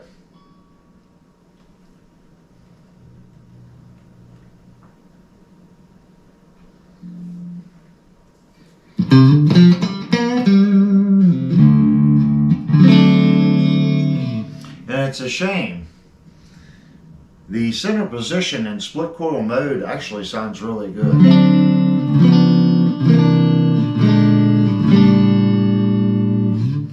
I'm going to take the guitar down to the basement and I'm going to use my fret set tool and I'm going to try to set that fret down a little better and double check it with my fret rocker. Okay, I've used my fret press and I've pressed these frets in with the press, and I did go back with the fret rocker and double check after pushing them in. It made no change across. The spots that were originally in the neck I had wrote down, and it doesn't seem to affect the high-low spots. So we didn't create any high or low spots by pushing these in. There were issues right here as far as the gap on these frets to the bottom of the fretboard. They were all lifted just a little bit all the way down the neck. So what I tried to do is I used my machine straight edge and I laid it on the neck, and each time I pressed in a fret I made sure that straight edge was laying across there. I did roll the ends of these. I put my tool right on the edge of the fret and hit it so the tip of the fret bent down. And when I say bend, we're talking ever so slightly. Just the nose of that fret right there. And you can see a little tap mark on every fret on the end. I did go back over just the end of the frets with a fret eraser. So now we're going to plug the guitar back in and see if that corrected the issue. Okay, I now have the guitar back in tune. So now we're going to try some strumming and see if that high E gets caught on those frets again.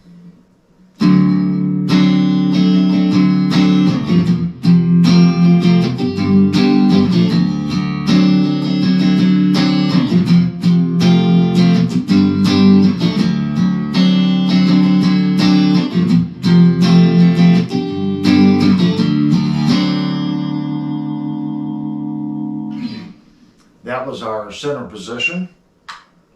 Now we're going up to our neck position, and again we are in single coil mode.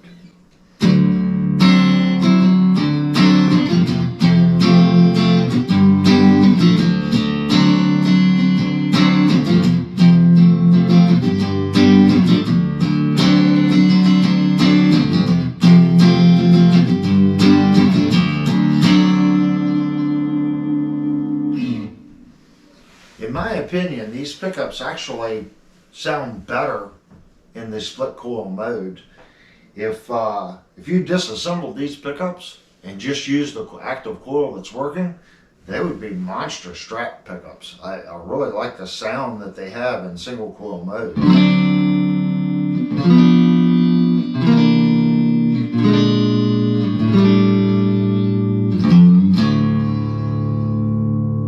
They have a nice sound.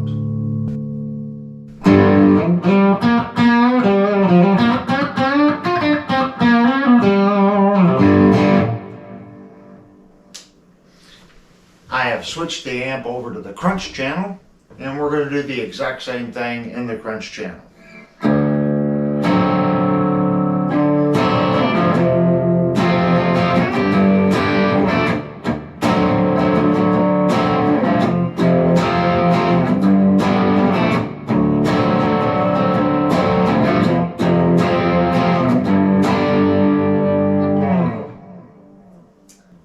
our bridge position humbucker. Going to our center position.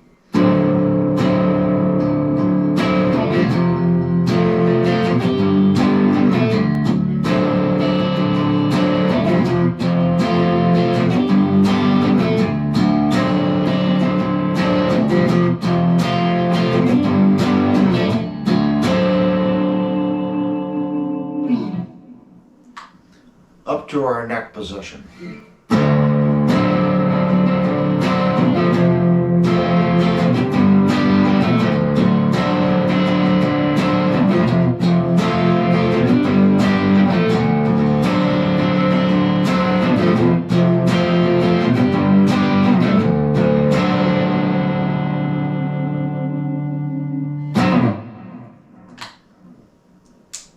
Now we're splitting the coils and we're in the bridge position.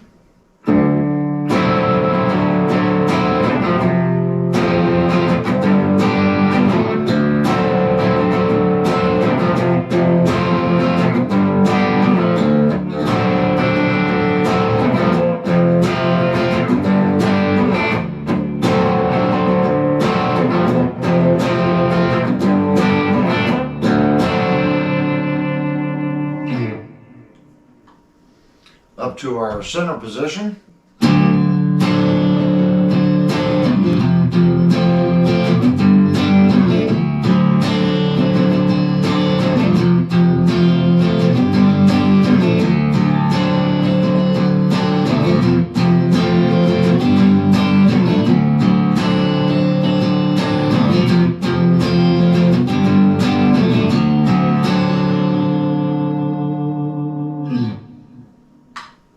Up to our neck position.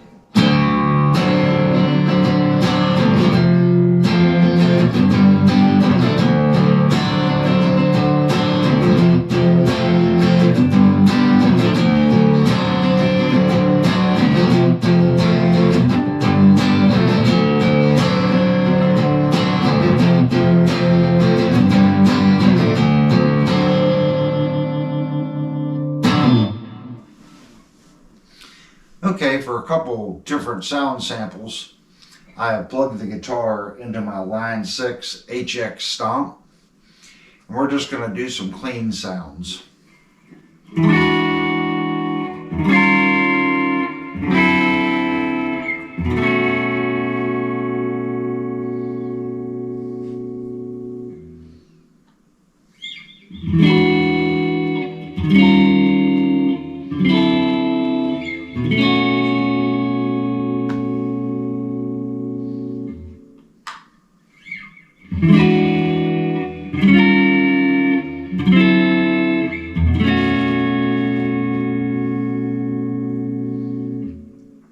That was bridge, middle, and neck.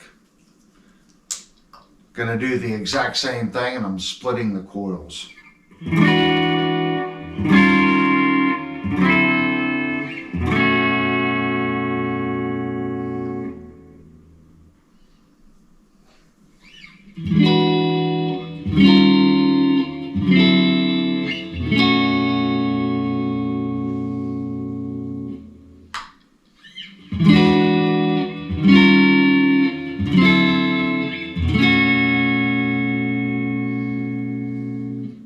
Again, you can really hear in the split coil mode, it has a very nice sound.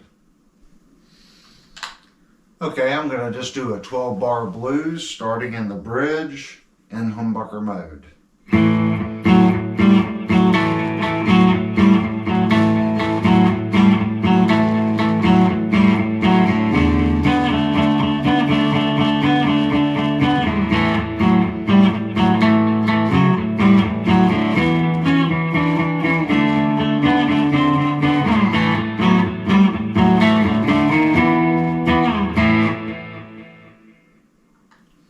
Center position.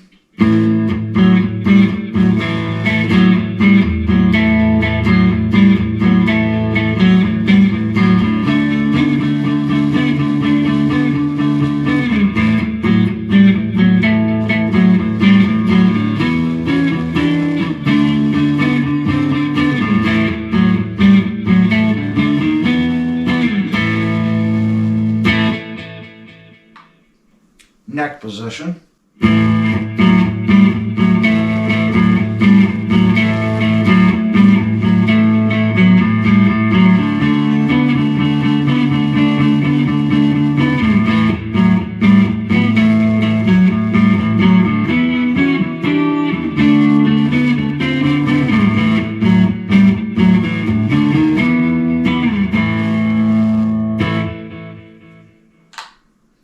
Do the exact same thing, and I'm splitting the coils.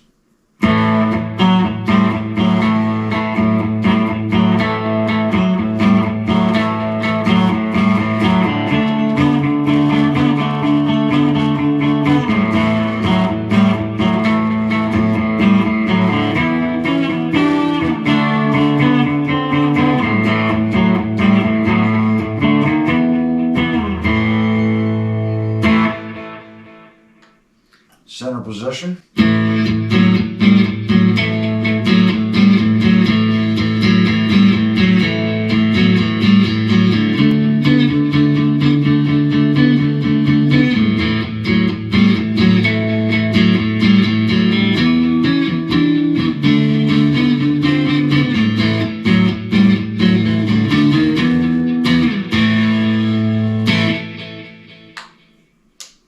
Now I'm going to try to find a crunchy channel on the line 6 stomp.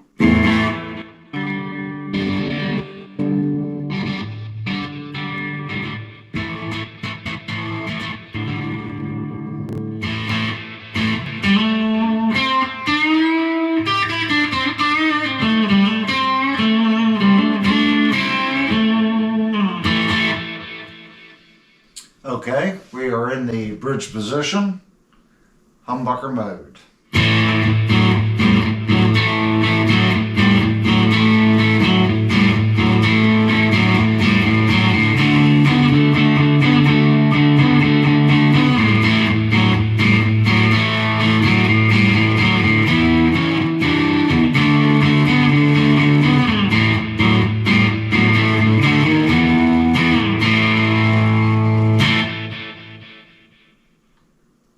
Going to our center position.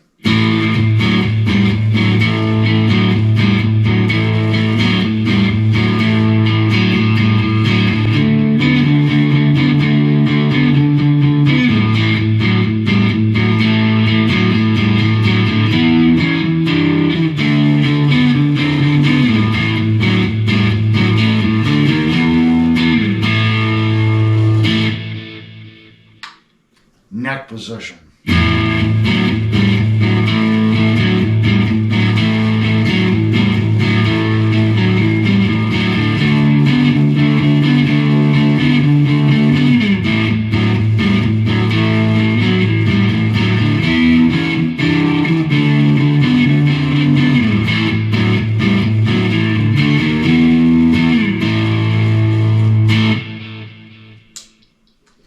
Splitting the coils, going to our bridge position.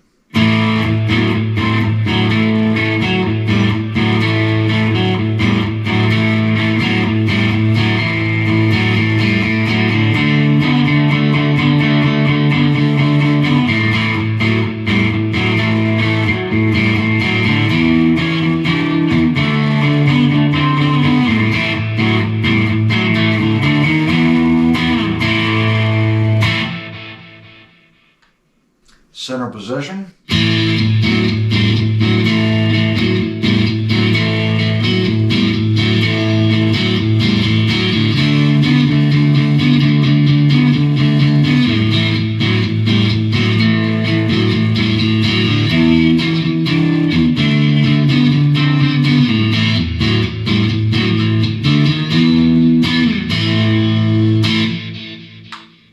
Neck position.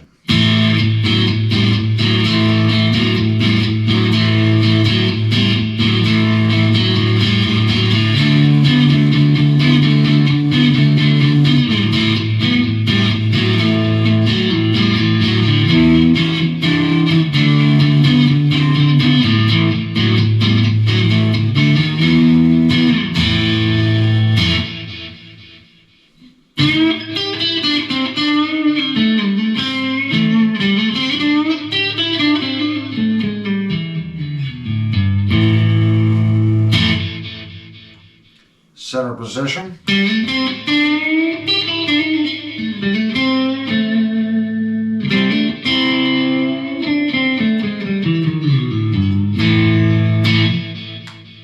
Bridge position.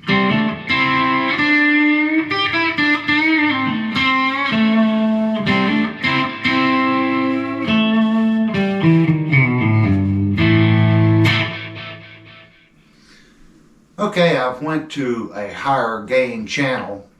I've made one change. I've added an Ibanez TS9 in front of the Line 6 HX Stomp, and we're using that as a boost pedal. We're going to start in our bridge position, volumes all the way up, and tones all the way up.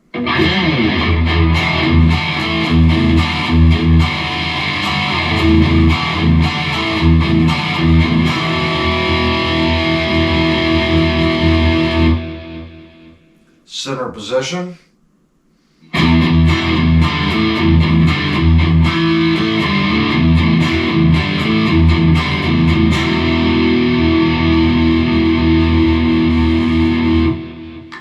Neck position.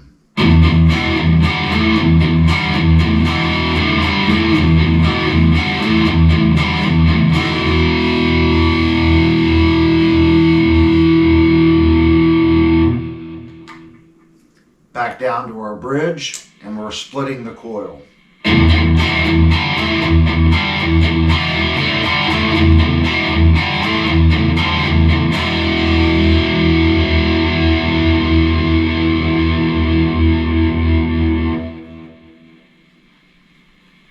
Center position, still with the split coil.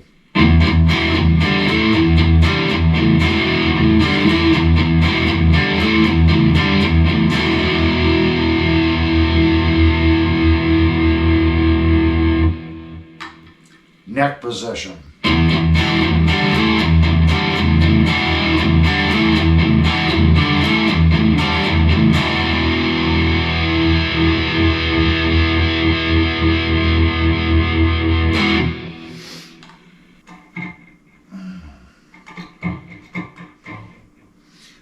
Okay, a little goofing off. We're still in the exact same setting, the TS9 into the Line 6. Bridge position, volume and tones all the way up.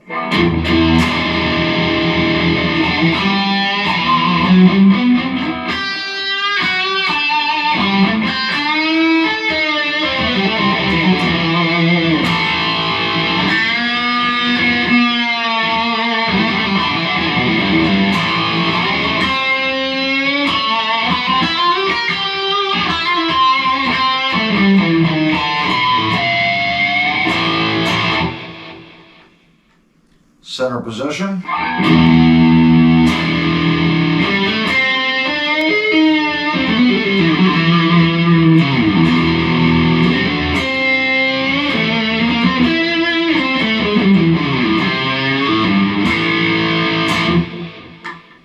Neck position.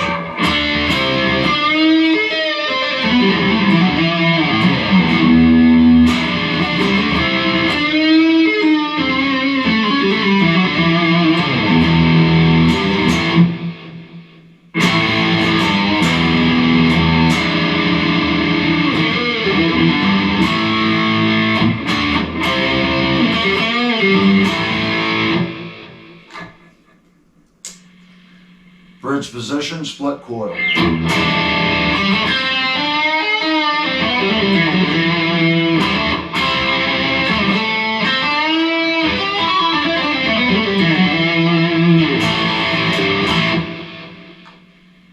Center position, split coil.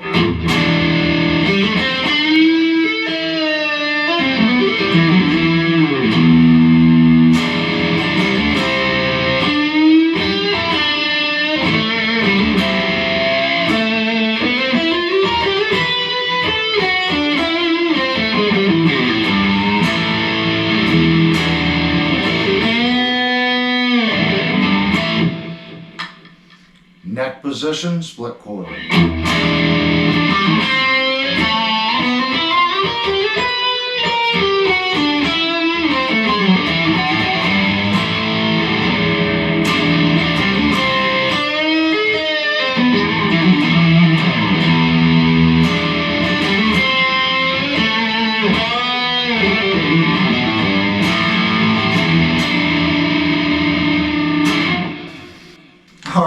have punched up the gain a little bit, so we're just going to do some more goofing off.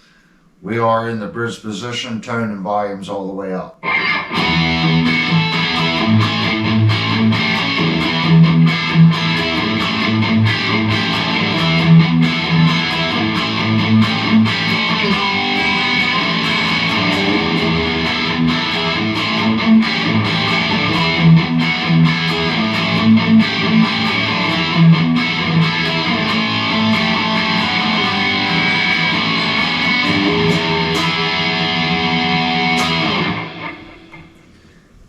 Okay, that's going to wrap up our demo section.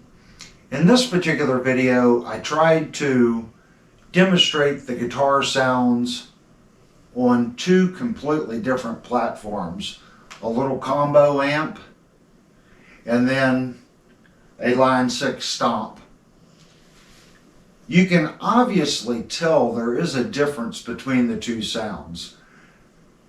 It's not for me to say which one's better. I think the guitar sounded a little muddier with the Blackstar, but I also think with the Blackstar amp, the cleans were more warm sounding. The line 6 part of the demo, the cleans were more crisp, but I don't think they were quite as warm. I do think the crunch and the distorted stuff was better sounding through the line 6. So I tried to show what the guitar will sound like depending on what kind of system you may have at home. Now, my final thoughts on the guitar.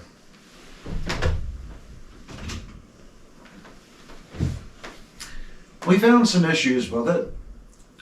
First, starting out, when we took the neck off the guitar, the pocket route isn't very clean. It's not flat.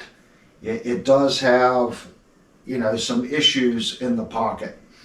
They did put a shim in there, and I did re-shim the neck just a little bit more than the factory to get the bridge posts up just a fraction more. So we found an issue in there. Is it a bad problem? I would prefer a completely flat neck pocket. If you put the shim in there, it's only resting technically here and on the shim.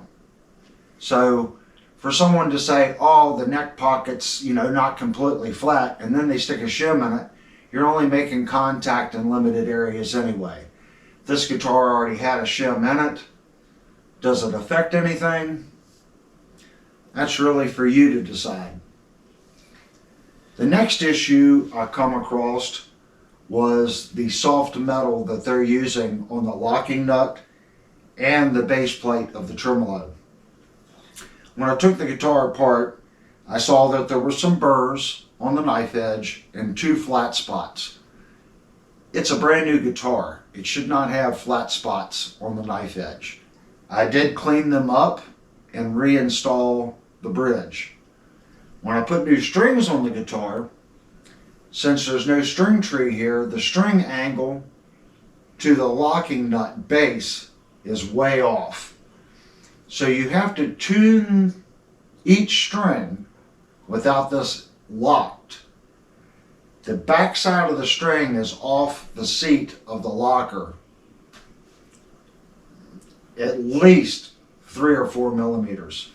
So when you go to tighten that nut down, there's a lot of pressure to get that nut to bring that string down to the seat. It will need a string tree, period, or you're going to strip this nut just as I did. I only used the tremolo one time in the demo because of that issue. The string and the nut is not engaged, and if you work the bar, it instantly goes out of tune. I did play around with it before it stripped, and it did okay. I think if you're purchasing this guitar, I would say that you're going to have to at least replace the base plate and replace the locking nut. As I said before, they're very soft metal. The next issue I had in the demo were these frets. The string was getting caught under the fret. I've had 1 or 2 other ball-end fret guitars do that during the demo section. This one was worse than those. I did fix the problem, and maybe the guitar that you receive won't have that issue. But down here on the high E string, every one of these frets were just a fraction off the fingerboard. And I was able to press these frets in, then go back with a straight edge and realign them. And also going back and checking them with a fret rocker, and I didn't create any issues. That's very hard to do. When you start pressing frets, you're changing the radius of the fret, it's putting an arc in it. To keep that in line and not do a fret level is very difficult. In my opinion, after doing it, the guitar really should have a fret level. Even though the fret rocker's not detecting anything more than what we found in the inspection, it still really needs to be done. One, I introduced little marks onto the bottom of the fret, and all I did was clean it with a fret eraser. So every one of these frets now have a little dot right on the end where I struck it with a hammer to push that fret down. And then it put a little mark on every fret using the fret compression tool to push the fret down. Those are the issues that I had with the guitar. Now let's go over the good. The locking tuners and the tuners seem to be good quality. They feel smooth, the lockers work. I only have a half a wrap or 3/4 of a wrap on the tuners. It held tune fine, no issues with the tuners. The factory fret work, as far as it being level, was okay. I don't think, again, they didn't get the frets all the way in on the high E string. That could have been an issue with the neck setting in the fixture when they put it in the press to press the frets in, or they didn't put enough pressure on the press itself to get the frets all the way in. The neck finish on the guitar is nice. The neck feels nice. It plays nice. There's no dead notes on the neck. The guitar body fit and finish is really good. It does have a spot right here. I'm going to move the guitar back and forth. There's a spot in the finish right here where they sanded into the blue just a little too much, and there's a light spot. That's really the only finishing issue on the guitar. Everything else is done extremely well. We did see some issues in the electronics cavity. The wiring inside, when you take the shielded braided cable and you twist it together to make your grounds, they did not tin those all the way to the end. And there's some fray, that's what I like to call it, little wires that didn't get captured by the solder. And that's present all through the electronics cavity on this guitar. Final thoughts on it? Very difficult to build a guitar for $189 and put a Floyd Rose clone tremolo system on it at that price point. I think Firefly, if they're going to build this guitar, they're going to have to use a better bridge, better components, and they're going to have to install a string tree on it. If it raises the product price $50, I really don't think anyone's going to complain. I would much rather see this guitar at $239, $229 with a better bridge and a better locking nut. It doesn't need to be a Floyd Rose. It can be, there's other companies that make Floyd Rose clones that are of a better quality than this particular unit's at. If they wanted to go to Goth, the Goth unit is like $100. Okay, sell the guitar, that's $100 retail. If they're buying bulk, they can get it cheaper. They could probably get this guitar at the $280 price range using a mid-grade Goth. Is that overkill? Probably.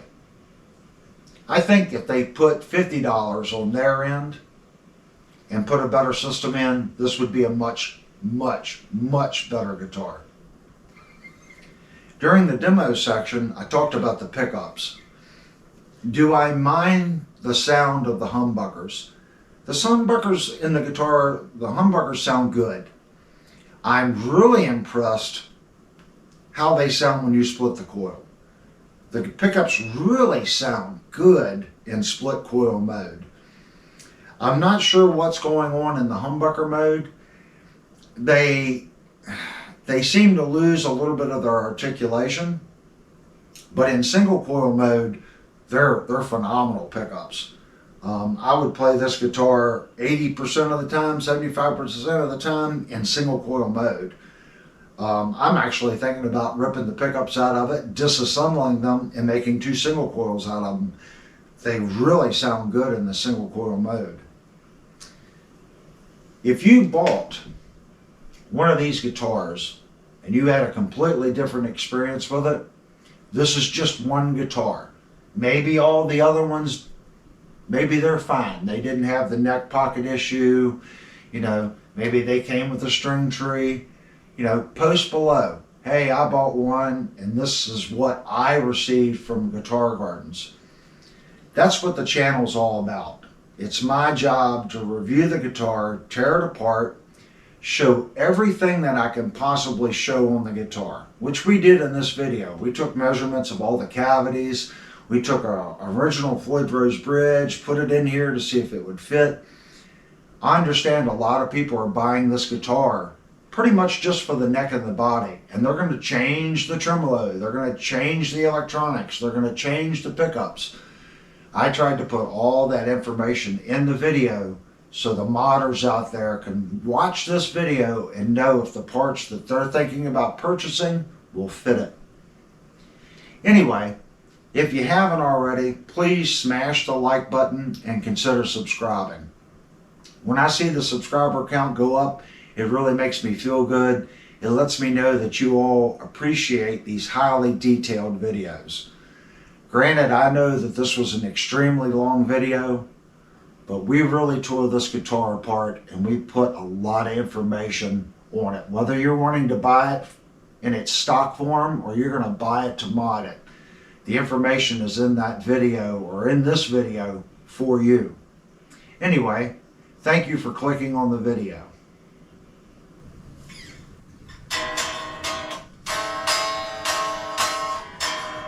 $180 guitar with a tremolo, a Floyd.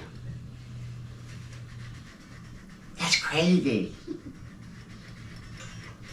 I now have the guitar upside down and on the stool, and we're gonna first take off our cover plate that's and don't forget, subscribe and smash that like button.